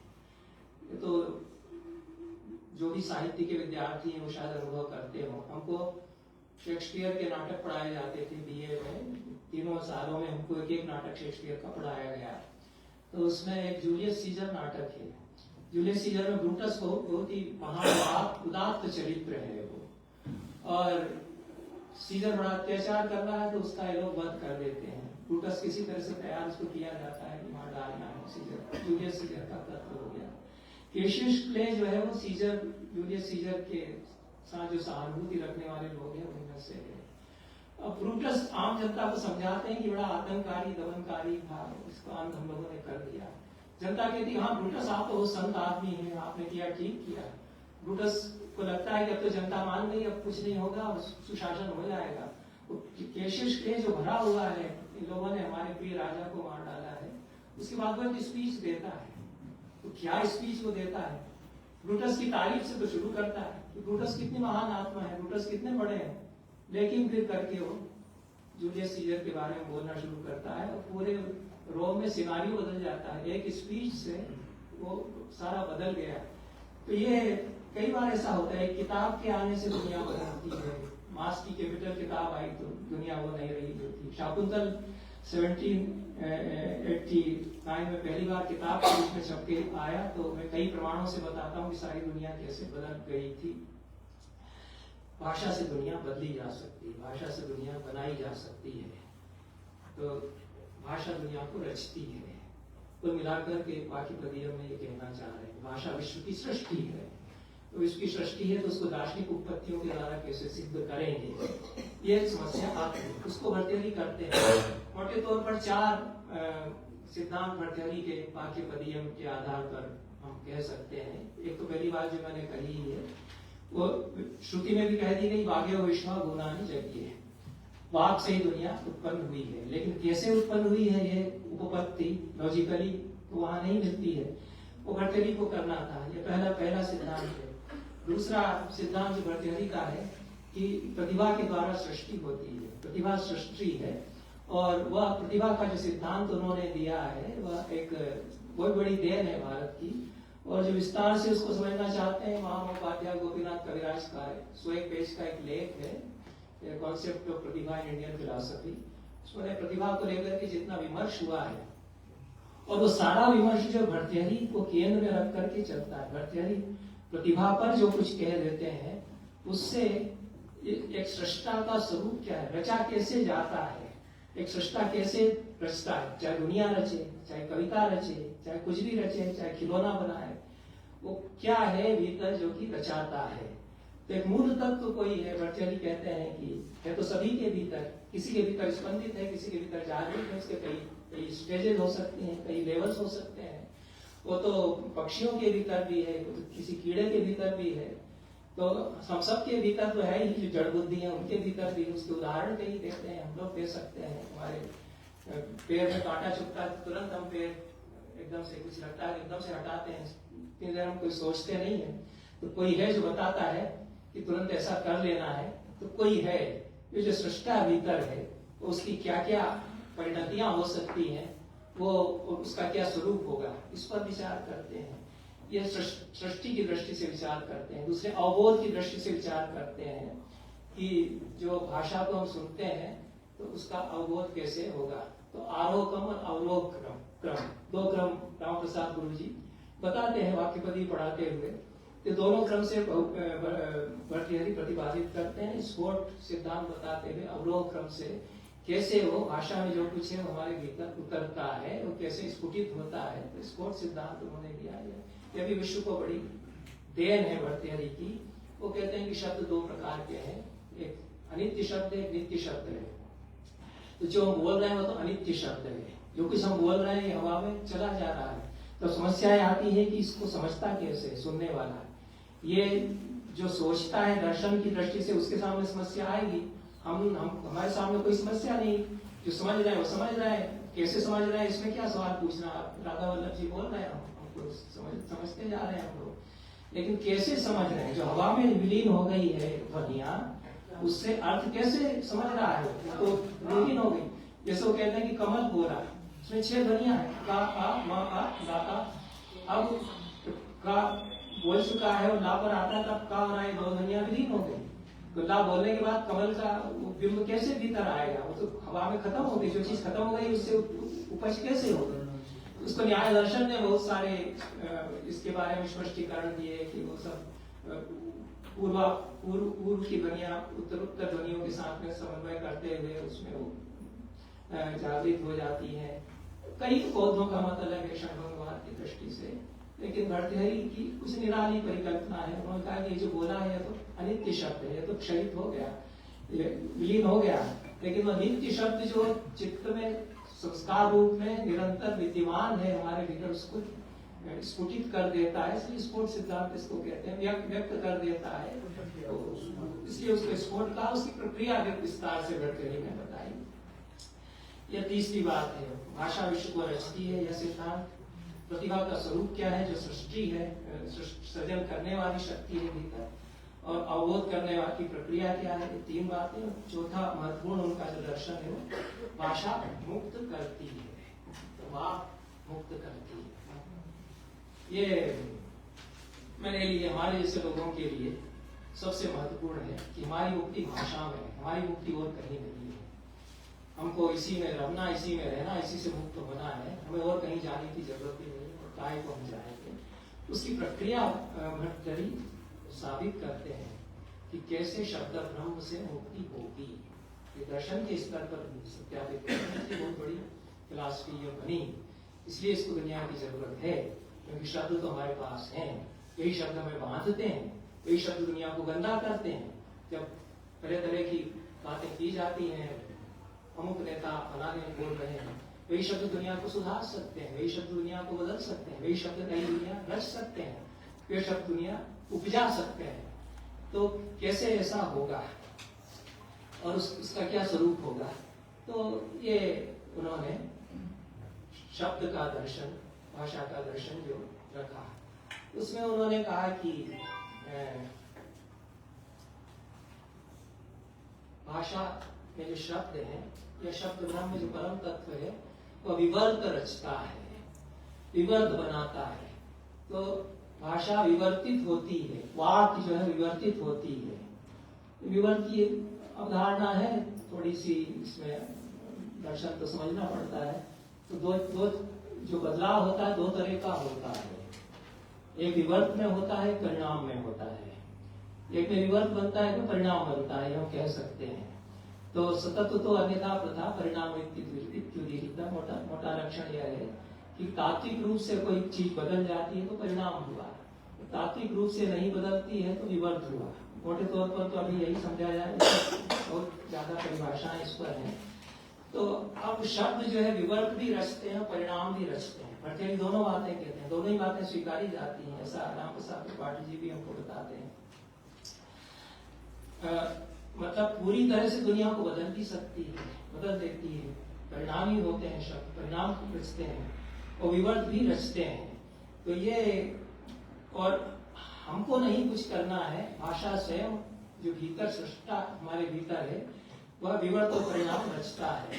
तो भाषा फिर प्रकाशित करती है, तो विमर्श, प्रकाश और विमर्श की अवधारणाएं उससे जुड़ती हैं, उससे प्रत्यावर्ष होता है। इस दृष्टि से शैवागमों से भर्तृहरि का सिद्धांत जुड़ता है। तो भाषा सबसे पहले है, ठीक है। सृष्टि के आदि में भाषा थी, शब्द था, शब्द ब्रह्म था, ऐसा सिद्धांत है। उसी से सृष्टि हुई, यह भर्तृहरि कहते हैं। तो आप कह सकते हैं कि दुनिया तो भगवान ने बनाई, तो ईश्वर ने दुनिया बनाई, ऐसा क्यों नहीं कहते? भर्तृहरि नहीं कहेंगे। क्यों नहीं कहेंगे? क्योंकि ईश्वर ने यदि सृष्टि की है तो कैसे की होगी? क्योंकि सृष्टि करने के पहले उसको सोचना पड़ेगा कि क्या मैं सृष्टि करूं, क्या मैं कर दूं, करूं तो क्या करूं, क्या बनाऊं। वो जो सोचता है किसमें सोचेगा? भाषा में सोचेगा। तो भाषा पहले थी, तो ईश्वर से पहले भाषा थी। या तो ये मान लीजिए आप, या फिर ये कहिए कि भाषा ही परब्रह्म है, एक ही है दोनों। तो भर्तृहरि कह रहे हैं, क्योंकि लॉजिकली कैसे आप कहेंगे? कोई ईश्वर यदि है, हाँ, तो वेदांत में तो निर्गुण निराकार है, तो सृष्टि करता नहीं। मायोभित चैतन्य हो जाता है जब वो सृष्टि करता है। मायोभित चैतन्य हो गया तो संकल्प करेगा।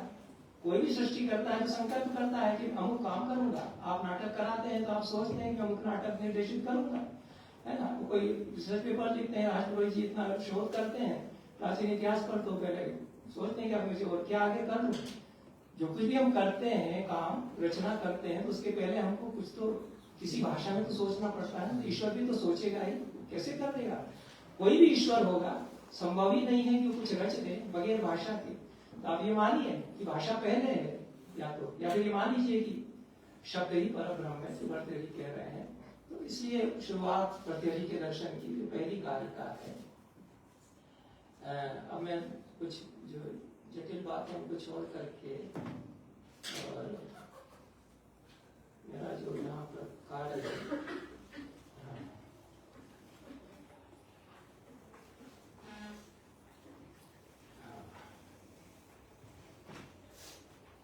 एक बात इसमें छूट गई है, खैर उसको मैं छोड़ देता हूँ। बहुत सारी कारिकाएं हैं वाक्यबद्धि में, जिनमें वो कहते हैं कि अपवर्ग या मुक्ति का द्वार भाषा कैसे बनती है। और उसमें जो बार बार पंक्ति उद्धृत की जाती है, इयं सा मोक्षमाणा नाम अजिह्वाराज पद्धति तद्वार मपवर्गस्य मंगलानाम चिकित्सितम। तो ये भाषा जो है अपवर्ग का द्वार बनती है, मोक्षमाण जनों की राज पद्धति, ऐसा उन्होंने कहा। भर्तृहरि का भाषा पर असाधारण अधिकार है, तो चाहते तो इयं सा मुमुक्षूणाम अजिह्वा राज पद्धति ऐसा कह देते। जो संस्कृत जानते हैं मानेंगे कि कुछ नहीं हुआ, सीधा सरल अर्थ आ गया। मुमुक्ष जनों के लिए यह अजिह्वा मतलब सीधी सरल राजमार्ग एक तरह से है, ऐसा कह देते। उन्होंने मोक्षमाण लिखा है, और मोक्षमाण कैसे बनेगा ये तो व्याकरण के जो विद्वान होंगे बताएंगे। मोक्ष से मोक्षते धातु बनाई, उसमें शानत जोड़ा या तो मोक्षमाण हुआ। अब वो जो मुमुक्षु लोग हैं उनके लिए राजमार्ग है सीधा, ऐसा कह रहे हैं। और कुछ नहीं कह रहे हैं, तो संकेत है कि बाकी सब जो है वो टेढ़े मेढ़े ऐसे रास्ते हो सकते हैं, ये हम सीधा रास्ता भाषा के राजमार्ग का बता रहे हैं, तो कह रहे हैं। लेकिन मुमुक्षुओं के लिए मोक्ष शब्द का प्रयोग न करके मोक्षमाण कहते हैं, क्योंकि वो मोक्ष चाहने वाले नहीं है, मोक्ष मुक्ति स्वरूप हो जाने वाले लोग हैं, मुक्ति से एकाकार हो जाते हैं। क्योंकि जो हम प्रतिभा का कार्य है वो अद्वैत में परिणत कराती है। तो जिस शब्द ब्रह्म का स्वरूप हम जानते हैं भाषा के द्वारा, उससे हम एकाकार होते हैं, अद्वैत हो जाता है। तो मोक्ष अलग है हमसे, ऐसा फिर बोध नहीं रहता। जो निर्विकल्प समाधि में भी कहा जाएगा कि उसका बोध जो उससे अलग नहीं है, तो मोक्ष का बोध उससे अलग नहीं होगा। क्योंकि जो मुक्त हुआ ऐसा कह रहा है वो तो वास्तव में मुक्त नहीं है, क्योंकि वो अपने आप को अलग कर रहा है उससे, मुक्तावस्था से। जो मोक्षमाण है उसकी ये राज पद्धति, जो मोक्ष ही हो जाना चाह, मोक्ष स्वरूप ही जो हो जाना चाह रहा है। मुक्ति तो मोटे तौर पर परम निर्बल चैतन्य जो है, निर्विकार चैतन्य जिसमें कि सारे आवरण खुल गए उसको कहते हैं। तो भाषा हमारे आवरणों को खोल देती है, मुक्त करती चली जाती है। इसलिए भर्तृहरि कह रहे हैं वो भाषा से कैसे भी मुक्ति होगी, उस पर कई तरीके हो सकते हैं। उन्होंने अम्बाकर की टीका है रघुनाथ शर्मा जी की, वो बड़ी टीका मानी गई 20वीं शताब्दी के सबसे अच्छी टीका, बड़ी टीकाओं में से वो है। वाक्यपदीयम पर अय्यर साहब का जो काम है वो भी 20वीं शताब्दी के बड़े कार्यों में से एक है। तो उसमें उन्होंने कहा कि ये भर्तृहरि ने जब कहा कि कई द्वार हो सकते हैं और वेद के कई पंथ हो सकते हैं, तो उन्होंने 10 पंथ बताए इसमें। तो यह भर्तृहरि के दर्शन में मोक्ष के संबंध में कहा गया। और वाक्यपदीयम इसका नाम क्यों दिया गया है? चाहते तो वाक दर्शन कहते, और वाक्यपदी उन्होंने समास बनाया, द्वंद समास से उन्होंने बनाया है, छ प्रत्यय लगा करके वाक्यम से पदम से वाक्यपदी, ऐसा से करेंगे मेरे ख्याल में। और उसमें उसको उन दोनों को लेकर के लिखा गया ग्रंथ वाक्यपदीयम है। तो वाक्य और पद इन दोनों के विषय में जो ग्रंथ लिखा गया, मोटे तौर पर उसको वाक्यपदी कहा उन्होंने, पर वाक्य का स्वरूप वो नहीं है जो सेंटेंस हम बोलते हैं। और समस्या ये आती है भर्तृहरि में कि हम सोचते कैसे हैं, तो हम सोचते कैसे हैं और हम समझते कैसे हैं, ठीक है। इस पर किसी दर्शन ने उस तरह से बात नहीं की थी। तो भर्तृहरि का कहना यह है कि हम वाक्य में सोचते हैं, जो कुछ भी हम सोचते हैं वो एक वाक्य में होता है, एक शब्द में नहीं होता। मुझे पानी पीना है, तो ये वाक्य मेरे भीतर आ गया कि मुझे पानी पीना है। तो पानी अलग से आए, पीना अलग से आए, है अलग से आए, ये नहीं होगा। तो एक अखंड होता है वाक्य, एक अखंड वाक्य ही चित्त में उदित होता है। तो भाषा सदैव शब्द ब्रह्म अखंड होता है। इसको लॉजिकली इस आधार पर वो सिद्ध करते हैं कि जो हमारी सोचने की प्रक्रिया है वो सदैव अखंड सोच में ही हुआ करती है और वाक्य में ही हम सोचते हैं। जैसे ये बहुत जटिल प्रश्न है कि आप कैसे सोचते हैं। कोई पूछे अगर आपसे कि आप सोचते कैसे हैं, तो आप बता सकते हैं, आप सोच के देखिए कि मैं कैसे सोचता हूँ, इसका जवाब आपके पास क्या है। हमसे बहुत बड़े समीक्षक हैं हमारे, बहुत आदरणीय हैं, बहुत चर्चा करते हैं। तो 10-15 साल पहले उन्होंने सवाल पूछा एक बार कि आप सोचते कैसे हैं, तो मैं चुप रह गया, कैसे बताऊं कि मैं सोचता नहीं, मैं सोचा जाता हूँ, मुझे कोई और सोचता है, मैं ख्याल हूँ किसी का, ऐसा कह दूं तो किसका कौन सोचता है। तो क्या कहते हो, तो बड़े हैं भाई हमसे, ये सवाल बहुत करते रहते हैं, वो रोज लगभग चर्चा करते हैं। तो तब से मैं सोच रहा हूँ कि मैं कैसे सोचता हूँ, मुझे नहीं मालूम है। भर्तृहरि बताते हैं कि आप कैसे सोचते हैं, और आप जो सोचते हैं वाक्य उदित होता है और वो अखंड वाक्य होता है। इसलिए जो शब्द ब्रह्म है वो अखंड है, जो हमारे भीतर विद्यमान है, उसकी बात भर्तृहरि कहते हैं। वाक्य से उनका आशय उस अखंड बोध से है। अब मैं जो कहना चाह रहा था, एक बात और इसमें कह करके फिर मैं आगे आऊंगा। कमलेश दत्त त्रिपाठी जी का तो हम स्मरण कर ही रहे हैं। वो जो पुस्तक आई है वाक्यपदी विमर्श, उन्होंने उसमें बहुत अच्छी बातें कही है वाक्यपदीयम के बारे में, तो जो मुझे अपने काम की बहुत लगी है। तो उन्होंने ये कहा कि वाक्यपदीयम की आरंभ की जो 4-5 कारिकाएं वो समझ लें तो वाक्यपदीयम समझ में आ जाएगा। तो वही मैं यहाँ करूंगा कि 4-5 कारिकाएं पढ़ करके उनको समझने की कोशिश करूंगा, और आप लोग समझ जाए तो मैं समझ जाऊंगा कि आप भी समझ गए हैं, मैं भी समझ गया हूँ, नहीं तो मैं भी नहीं समझाऊंगा, आप भी नहीं समझ रहे हैं।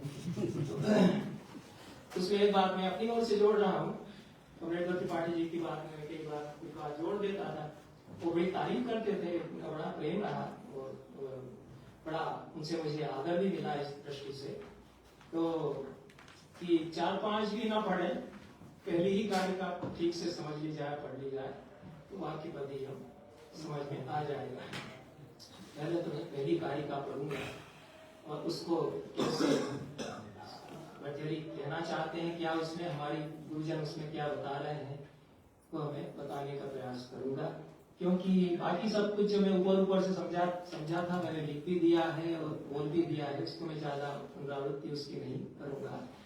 लेकिन इस तरह से जैसा राम प्रसाद गुरु जी वाक्यपदी बताते हैं, जैसा कुबेर जी ने पढ़ाया होगा आपको, उस तरह से समझा जाए तो शायद वाक्यपदी कुछ लगाने का प्रयास हो सके। अनादि निधनम ब्रह्म शब्द तत्वम यदक्षरम विवर्तते भावेन प्रक्रिया जगतो यथा। तो दो इसमें पहले तो हिंदी में बता दूं कि क्या कहा है। पहली कारिका है, कारिका मतलब श्लोक है, जो नहीं जानते हैं कि कारिका क्या होती है, मोटे तौर पर श्लोक समझ लीजिए, अनुष्टुप छंद नहीं होता है, श्लोक कारिका हो जाता है शास्त्र में। तो वाक्यपदी में 3 कांड है, उसमें पहले कांड में जो ब्रह्मकांड कहलाता है सारा दर्शन भाषा का बता दिया गया है, दूसरे कांड को वाक्य कांड कहते हैं, तीसरे कांड को पदकांड कहते हैं। ये बड़े हैं पहले कांड की अपेक्षा। पहला कांड तो पूरा दर्शन का निचोड़ है और दूसरे कांड में अधिक बड़ा है वाक्य कांड, और तीसरा कांड तो और भी बड़ा है, प्रकीर्ण कांड भी उसको कहते हैं, इसमें कई विषय हैं। तो ये पहले कांड की पहली जो कारिका है उसमें कहा गया है कि अनादि निधनम ब्रह्म, अनादि निधन है ब्रह्म, उसका न आदि है न अंत है, और शब्द तत्व ही ब्रह्म है, शब्द तत्व यदक्षरम, अब अक्षर है, अक्षरित नहीं होता है, अविनाशी है। तो 2 प्रकार के लक्षण होते हैं शास्त्र में, एक स्वरूप लक्षण और एक तटस्थ लक्षण। स्वरूप लक्षण में तो हम किसी भी लक्ष्य के, किसी भी कोटि के ऐसे वैशिष्ट बताते हैं, ऐसे धर्म बताते हैं जो उसके अनिवार्य घटक है, समवाय से उसमें है, उससे अलग नहीं हो सकते हैं, निरंतर हमेशा उसमें रहेंगे ही, वो ऐसी विशेषताएं उसका स्वरूप लक्षण होती है। और ऐसी विशेषताएं जो उसमें है, अन्यत्र तो नहीं है, लेकिन उसमें कभी दिखाई पड़ती है, कभी नहीं हो सकती है।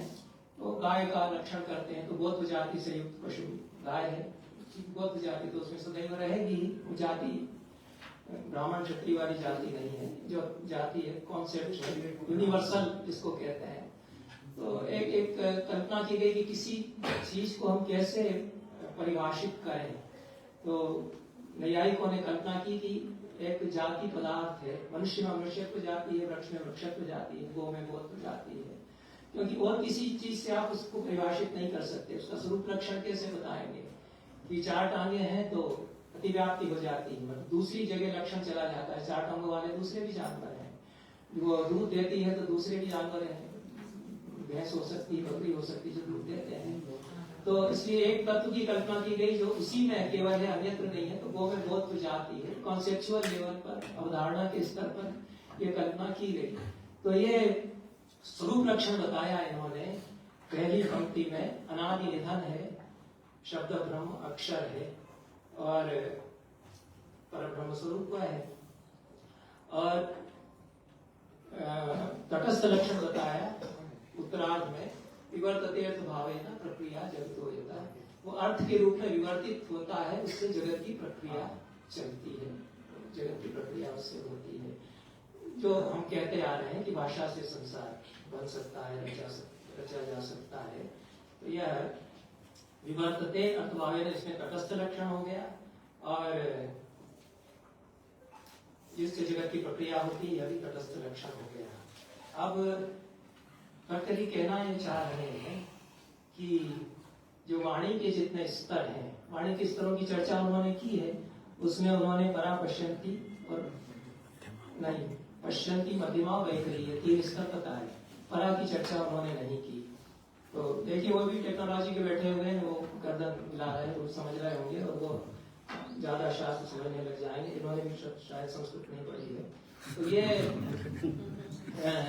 परा की चर्चा शब्दता कंठता भर्तृहरि नहीं करते हैं, वो पश्यंती मध्यमा और वैखरी 3 स्तर बताते हैं, जो वाणी के 3 स्तर भीतर होते हैं, ऋग्वेद में कहा गया। और चौथा हम देखते हैं, उसमें से जो परम गुह्य स्तर है उसको भर्तृहरि नहीं कहते, क्योंकि वो जो परावाक है वह तो शब्द ब्रह्म ही है, वह तो भीतर है, पर परब्रह्म या परम सत्ता के रूप में विराजमान ही है।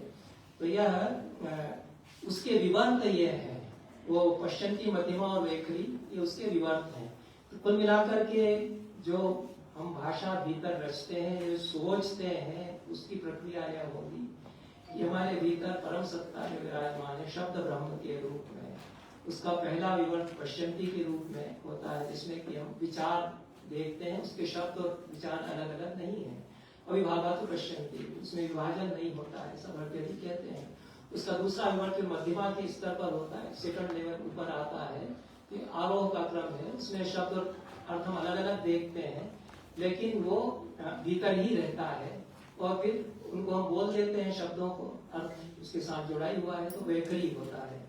तो ये जो 4 स्तर हैं उसमें विवर्तते जो कहा है इन्होंने, वह एक संसार रचती है भाषा, और भाषा से जो संसार रचा जाता है उसकी अपनी एक सत्ता होती है, उसको औपचारिक सत्ता कहा गया।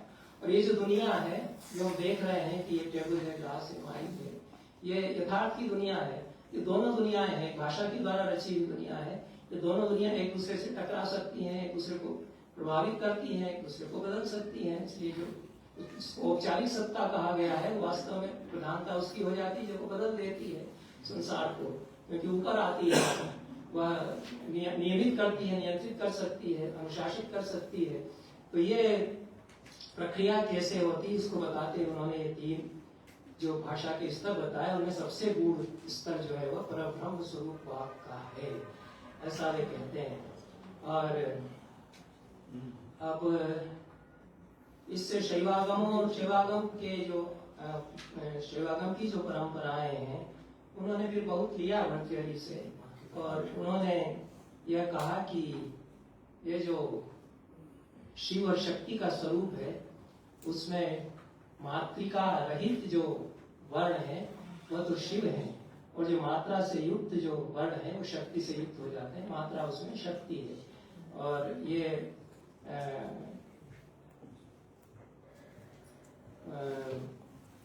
शैवागमों में इस प्रकार से इसकी व्याख्या उन्होंने की। तो ये जो केवल व्यंजन बिना स्वर के हैं वे एक प्रकार से हमारे भीतर विराजमान है। उनमें जब मात्राएं जोड़ते हैं तो स्वरूप उनका स्पष्ट होता है, उसके बिना तो उच्चारण कर नहीं सकते। ककार जो हलंत लगाते हैं उसको तो हम बोल नहीं सकते, या तो उसके पहले या बाद में हम कोई स्वर जोड़ेंगे तब अप या का ऐसा हम बोल पाएंगे, नहीं तो स्वर रहित ककार का उच्चारण नहीं कर सकते। तो अव्यक्त है तो उसका अस्तित्व तो है ही, लेकिन वो अव्यक्त है। उसमें जब मात्रा जुड़ती है तब वो व्यक्त होता है। तो मात्रा शक्ति है जो उसके स्वरूप को उन्मिलित करती है। ये शैवागमों में परंपराएं इस प्रकार से जाती हैं। और भाषा या शब्द जो है किस प्रकार से विवर्त भी रचते हैं और परिणाम भी रचते हैं, ये इस दृष्टि से हम समझ सकते हैं कि कभी तो विवर्त प्रधान होता है उसके भीतर परिणाम होता है, और कभी परिणाम प्रधान होता है उसके भीतर विवर्त होता है। जैसे कि आप जो देख रहे हैं वो वैसा नहीं हो सकता है, जैसे आप मुझको जो देख रहे हैं वैसा मैं वास्तव में हूं नहीं। तात्विक स्वरूप मेरा क्या है, अगर साइंस वाले से पूछें, किसी फिजिक्स वाले से पूछें, तो उसमें अरबों खरबों करोड़ों इलेक्ट्रॉन प्रोटॉन जो है मेरे शरीर के एक पोर में नाच रहे हैं, थिरक रहे हैं, वही स्वरूप है उसमें, लेकिन ऊपर से मैं ऐसा दिखाई देता हूँ। तो ये जो इलेक्ट्रॉन प्रोटॉन न्यूट्रॉन ये सब जो भीतर अरबों खरबों है, उससे भी कई गुने ज्यादा, उसकी तो संख्या में कई जीरो लगा करके बताएं किसी तरह। तो ये जो नाच रहे हैं वो पूरा ब्रह्मांड भीतर थिरक रहा है, वही मैं हूँ एक तरह से। और उसका ये विवर्त बनता है जो दिखाई पड़ता है, तो ये इसको परिणाम भी कहेंगे, क्योंकि ये तात्विक नहीं। तो इसको ये जो दिखाई पड़ता है यह भी सत्य है। और जो भीतर हमने तात्विक स्वरूप देखा वह भी सत्य है, मेरा दिखाई दे रहा स्वरूप ये तो है ही है। और जो विज्ञान तात्विक अन्वेषण करके बताता है, या वैशेषिक दर्शन परमाणुवाद में बताता है परमाणुओं से सृष्टि हुई है, वो उन सब से बना हुआ है, वो भी अपनी जगह पर सत्य है। तो यह भर्तृहरि में जो दर्शन बनता है उसमें जो विवर्त बनता है वह भी सत्य होता है, और जिससे विवर्त बनता है वो तो परमार्थ है ही। जो परिणाम होता है वह भी सत्य होता है, क्योंकि तात्विक अंतर उसमें होता है। दूध से दही बनता है तो परिणाम कहा गया है, तो सचमुच में दही बना। और इसलिए जो वेदांत में दृष्टांत दिया जाता है कि सीपी को चांदी समझता है, जबकि वास्तव में सीपी है, चांदी मिथ्या है, उस तरह से जगत मिथ्या है, उस तरह से यहाँ मिथ्या कुछ भी नहीं होता। जो शब्द से सृष्टि होती है वह भी सत्य है, शब्द से जो विवर्त बनते हैं वह भी सत्य होता है, शब्द से जो परिणाम होता है वह भी सत्य है। चाहे वो दर्शन की दुनिया हो, चाहे कविता की दुनिया हो, चाहे उसको विवर्त कहें हम, चाहे परिणाम हम कहें, चाहे उसे तात्विक परिवर्तन हो रहे हो, चाहे उससे तात्विक परिवर्तन न होकर के बाहर से दिखाई देने वाले परिवर्तन हो रहे हो, लेकिन वे सत्य होते हैं, ये भट्टियारी का दर्शन करता है। तो यह पहली कारिका में इतना भट्टियारी कहते हैं। दूसरी कारिका ले लेते हैं, एक में वेदांनाथम भिन्न शक्ति व्यपाश्रया अपृथक्त्वे विशक्तित्वे पृथक्त्वे नेव वर्तते, ये दूसरी कारिका है। यह जो शब्द ब्रह्म है, अनादि निधन है, अक्षर है और अर्थभाव से विवर्तित होता है, उससे जगत की प्रक्रिया होती है। यह पहली कारिका में जो कहा है, उसके आगे कहते हैं कि इसको एक हमने कहा है, एक ब्रह्म हमने कहा है, शब्द ब्रह्म कहा है, वह भिन्न शक्तियों का आश्रय लेकर के विवर्तित होता है। उसकी शक्तियां भिन्न भिन्न हो सकती हैं। उन शक्तियों की चर्चा फिर वो द्वितीय तृतीय कांड में करते हैं। काल शक्ति हो सकती, क्रिया शक्ति हो सकती, भाषा के जितने भी कार्य हैं वे सब उसकी शक्तियां हो सकती हैं, शब्द की शक्तियां हो सकती हैं, विधा आदि उसकी शक्तियां हो सकती हैं। मूलतः वह एक हमारे भीतर एक सृष्टा के रूप में, प्रतिभा तत्व के रूप में विराजमान है, परावाक के रूप में विराजमान है। भिन्न भिन्न शक्तियों के विभाषय के कारण वह उनसे अपृथक्व रखते हुए भी पृथक्व के रूप में प्रतीत होता है। शक्तियों से वह पृथक नहीं है, उसकी जो शक्तियां हैं वे उससे पृथक नहीं है। जितनी भी शक्तियां हैं उसकी शब्द रूपी परब्रह्म की, शब्द रूपी परसत्ता की, वे उसकी ही अनिवार्यतः घटक हैं, उससे अलग नहीं है। लेकिन चूंकि वे अलग अलग सृजन करती हैं वे शक्तियां, तो अपृथक होते हुए भी पृथक्व का बोध हमको होता है। यह द्वितीय कारिका में कहा गया है और इसमें बड़ा विचार होता है। एक अभ्यंकर और लिमेय का समीक्षित पाठ संस्करण है, पूना से प्रकाशित, बड़ा काम उन्होंने किया है। तो जो पाठ वाराणसी की परंपरा में पढ़ाया जाता है उसमें भिन्न शक्ति व्यपाश्रयात, यही पाठ है, यही ठीक भी है। और भिन्नम शक्ति व्यपाश्रयात यह पाठ कहीं आता है, इसका नोटिस लोग लेते हैं। इसको खारिज किया, इसको स्वीकार नहीं किया गया, क्योंकि एक होते हुए भी भिन्न है ऐसा अर्थ निकलने लगता है। तो वह भिन्न तो नहीं है, अद्वैत है, परम अद्वैत यहाँ पर है। शक्तियां उसकी जो अलग अलग हैं उनके कारण वह उन शक्तियों से अभिन्न होकर के भी पृथक रूप में भाषित होता है, ऐसा। अब कई कई शक्तियां उसकी हो सकती हैं, लेकिन शक्तिमान और शक्ति में अभेद है, ये भट्टियारी यहाँ कहना चाहते हैं। ये सेवा गुरु में धारणा पे पूरी तरह से सत्यापित की जाती है। और जो शक्तिमान है वह शाश्वत है, शब्द जो परब्रह्म के रूप में सत्ता है अविनश्वर अक्षर व शाश्वत है।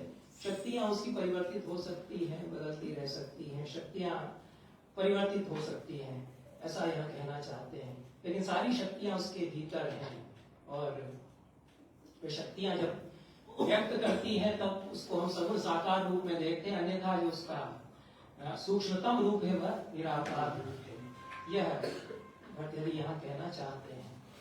तीसरी कारिका में भट्टियारी कहते हैं, अध्याहित कलाम यस्य कार्य शक्ति उपाश्रिता जन्मादयो विकारा षड्भाव भेदस्य योनया। जिस परब्रह्म की कार्य शक्ति को, अध्याहित कला वाली कार्य शक्ति को आश्रय लेकर के जन्म आदि षड्भाव विकार होते हैं, उनसे जगत की सृष्टि होती जाती है। यह अध्याहित पाठ ही यहाँ पर है। और अब अत्यावह ऐसा पाठ मिलता है, स्वीकार नहीं किया गया है।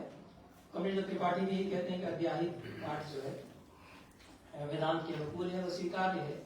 6 भाव विकार बताए हैं यास्क ने, जो व्याकरण पढ़ाते हैं जानते होंगे। जायते अस्ति बीते अंत में नश्यति, नष्ट होता है। ये 6 अवस्थाएं जो भी पदार्थ संसार में आता है, चलता है, वो जन्म लेता है, स्थिर रहता है, वो बढ़ता है, घटता है और फिर अंत में जाकर के समाप्त होता है। ये जो 6 भाव विकार हैं, ये काल शक्ति के से अधिष्ठित होकर के, उपाश्रित होकर के 6 भाव विकार होते हैं। और यह उसी की योनियां हैं। ये इसमें स्वातंत्र्य उसका है कि वो इनकी सृष्टि करता है। ये शब्द ब्रह्म इनकी सृष्टि करता है, उसकी स्वतंत्रता है। इससे स्वातंत्र्य का सिद्धांत निकलता है, क्योंकि भाषा स्वयं विवर्त अपने रचती है, तो शब्द स्वयं अपने विवर्त रचता है और शक्तियां उसकी संवलित होकर के और जगत को रचती हैं। तो इससे जो पूरी परम सत्ता की स्वतंत्रता है सृजन की, वह प्रकट यहाँ पर होती है। यह तीसरी कारिका में उन्होंने कहा है। चौथी कारिका और मैं देता हूँ। एकस्य सर्व बीजस्य यस्य चेयमनेकधा भोक्तृ द्रव्य रूपेण भोग रूपेण च स्थिति। सबका बीज यही है, सबका एक वही बीज है, लेकिन अनेक रूपों में वह व्यक्त होता है, अनेक रूपों में वह प्रकट है। भोक्ता, भोक्तव्य और भोग तीनों के रूप में वही व्यक्त अपने आप को करता है। क्योंकि भाषा में ही सब कुछ हम संभव करते हैं, भाषा में ही सब कुछ होता है, वाक में ही सब कुछ होता है। और वाक सूक्त में भी जो आमरणी है वही कहती है कि मैं सब कुछ ऐसा ऐसा करती हूँ, मेरी ये सारी परिणतियां, मेरी यह भी हूँ और ये परिणतियां भी मैं हूँ। ये जो प्रक्रिया है कि अहम अन्ना, अहम अन्नादा, अहम अशनम, मैं ही अन्न हूँ भी हूँ, मैं ही अन्न को लेने वाला, ग्रहण करने वाला भी हूँ, और जो अशन की प्रक्रिया है वह भी मैं ही हूँ। तो भोक्ता, भोक्तव्य और भोग तीनों ही रूपों में यह एक सर्वबीज अपने आप को अनेक रूपों में प्रकट करता है। और ये भोक्ता, भोक्तव्य और भोग उसी के प्रतिभास हैं। जो यह सिद्धांत फिर किसमें आता है? भर्तृहरि की व्याख्या में, जिसमें जैसे वो संकेत करते हैं। तो ये पूरे अन्य दर्शनों से जो वेदांत आदि है, इससे एक अलग दर्शन इसलिए भी होता है, शिव दर्शन और शाक्त दर्शनों से इसलिए भी जुड़ता है क्योंकि वो जगत को शिव का प्रतिबिंब या प्रतिभास स्वीकार करते हैं। शुक्ति में रजत जैसे प्रतीत होता है, मिथ्या होता है, वैसे जगत शिव दर्शन में तो नहीं होता है। तो ये भाषा में जितना जो कुछ भी प्रतिभास है वह सत्य होता है। उस शब्द ब्रह्म के प्रतिभास हैं। जैसे कि हम शिव इस विश्व को दर्पण बना करके उसमें झलकते हैं, ऐसा हम यदि जब कहते हैं, हमारा बुद्ध जब कहते हैं, तो झलक है वह सच्ची है, वो तो झूठी है नहीं। जो दर्पण में हम अपना बिंब देख रहे हैं कोई मिथ्या तो है नहीं, सचमुच में हम है, कभी हमारा बिंब उसमें पड़ रहा है। तो शिव का प्रतिबिंब यह दर्पण है, आभास यह है, इस विश्व दर्पण में शिव झलक रहे हैं, ऐसा यदि कहा गया। इस शब्द ब्रह्म में दुनिया झलक रही है, यह आभास है, उसका प्रतिभास है। बिंब प्रतिबिंब नाम के द्वारा, इस दृष्टांत के द्वारा भर्तृहरि यहाँ एक शब्द ब्रह्म जो है अनेकधा प्रतिबिंबित होता है, दुनिया में झलकता है, ये उसी के प्रतिभास है। तो जितनी उसकी झलकियां हैं वे उसी प्रकार से सत्य हैं जिस प्रकार से कि वह तात्विक रूप से परमार्थता वह सत्य है। इसलिए भाषा में जो निर्मितियां हम करते हैं वे भी उतनी ही सत्य होती हैं जितना कि शब्द ब्रह्म सत्य है। इस तरह से ये चौथी कारिका में कहा गया है। तो पांचवी कारिका पढ़ा करके मैं समाप्त करूंगा। प्राप्ति उपायोनुकारश्च तस्य वेदो महात्मनि एकोप्यनेक वर्त्मेव समाम्नातः पृथक पृथक। और ये शब्द ब्रह्म के प्राप्ति के उपाय और अनुकार, ये वेद कहा गया है महात्माओं के द्वारा। वह एक होते हुए भी अनेक प्रकार का है। तो दो उन्होंने उसकी प्राप्ति के लिए बताया। तो उपाय है, उपाय से आशय कर्मकांड या उपासनाओं से है। तो ये उसके उपाय हो सकते हैं। हम कुछ उपासनाओं के द्वारा, कर्मकांडों के द्वारा उसको प्राप्त करते हैं, या अनुकार के द्वारा उसको हम प्राप्त करने का प्रयास करते हैं। अनुकार से आशय ज्ञान कांड से है। ऐसी परंपरा में व्याख्या इस कारिका की जाती है। राम प्रसाद त्रिपाठी जी ऐसा बताते हैं। तो यह उस शब्द ब्रह्म तक पहुंचने के लिए कर्मकांड और उपासना के मार्ग हो सकते हैं। एक तो यह उसकी प्राप्ति के उपाय है। उनसे अधिक उत्तम उपाय अनुकार का है। अनुकार से अर्थ ज्ञान का है, क्योंकि ज्ञान में आभासित वह होता है, प्रतिबिंब उसका होता है। जो भी हम रचना करते हैं या ज्ञान मीमांसा करते हैं उसमें वह आभासित होता है, दर्पण की तरह से उसमें वह आभासित होता है। तो अनुकार दर्पण स्थानीय है, ऐसा व्याख्याकार इसकी व्याख्या करते हुए बताते हैं। और परावाक जो ब्रह्मी भाव है, और जितने उसके अनुकार हैं ज्ञान के द्वारा, उसकी चर्चा के द्वारा उसमें वह झलकती है, उसमें प्रतिबिंबित होती है, उसके द्वारा हम उसको प्राप्त करते हैं। ये उसके लिए प्राप्ति के मार्ग बनते हैं और अनेक मार्ग इस प्रकार के बन सकते हैं, ऐसा भर्तृहरि कहते हैं। ये 5 कारिकाएं मैंने अपनी सीमित मति से प्रस्तुत की। अब थोड़ी सी बातें मैं जो व्याख्यान के शीर्षक में कहा गया है कि वाक्यपदीयम और शैवागम, तो शैवागमों से संबंधित में जो भर्तृहरि ने चर्चा की उसका एक प्रकार से तुरंत उनके बाद ही उस पर बहस आरंभ हुई। बौद्धों ने खंडन किया। आप देखिए कि जो जिसका खंडन किया जा रहा है लेकिन उसके पीछे पड़े हुए हैं, क्योंकि वो इतना जबरदस्त है कि नहीं समझ रहा है उनसे। वो प्रधानमंत्री है एक तरह से, क्योंकि जो बातें कह रहा है वो तो पते की बातें हैं, तो फिर तो उसकी हंसी उड़ाने लगते हैं।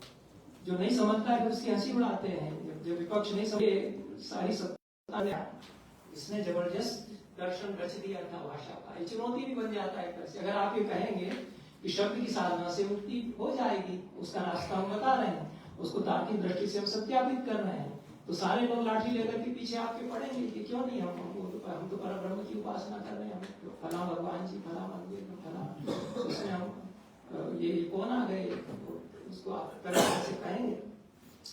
तो बौद्धों ने खंडन किया उसके, क्यों? अच्छा, उसको खंडन कैसे करेंगे आप? या तो उसको तार्किक दृष्टियों से कि विवर्त होता है कि नहीं ये बताइए, अगर नहीं होता है तो आप बताइए कि नहीं हो रहा है, परिणाम हो रहा है कि नहीं हो रहा है, इस पर बात कीजिए।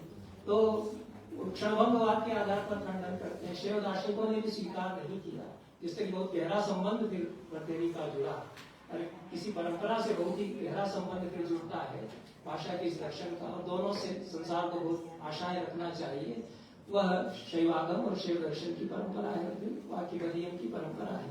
तो आरंभ में तो सोमानंद जो बड़े आचार्य थे जिन्होंने शिव दृष्टि ग्रंथ लिखा है, उसमें उन्होंने कहा कि आप लोगों को क्या करना है, इसमें आप काहे को घुस गए दर्शन के क्षेत्र में? आपका काम भाषा सिखाना है, शुद्ध भाषा सिखाना है।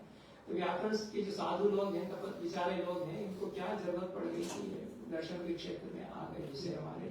लेकिन नोटिस तो लेते हैं, वो कहते हैं कि हाँ ये लेवल्स तो होते हैं, ये जो सोपान है ये तो भीतर होते हैं, क्योंकि आप कैसे सोचते हैं, आप कैसे बोलते हैं, फिर आप कैसे समझते हैं। भाई हमारी तो मुक्ति इसी में है ना कि हम क्या बोल रहे हैं, क्या सोच रहे हैं और क्या उसके द्वारा दुनिया बना रहे हैं। तो ये तो मानना पड़ेगा फिर उनको कि बात कही जा रही है कुछ। तो वो कह रहे हैं कि आपको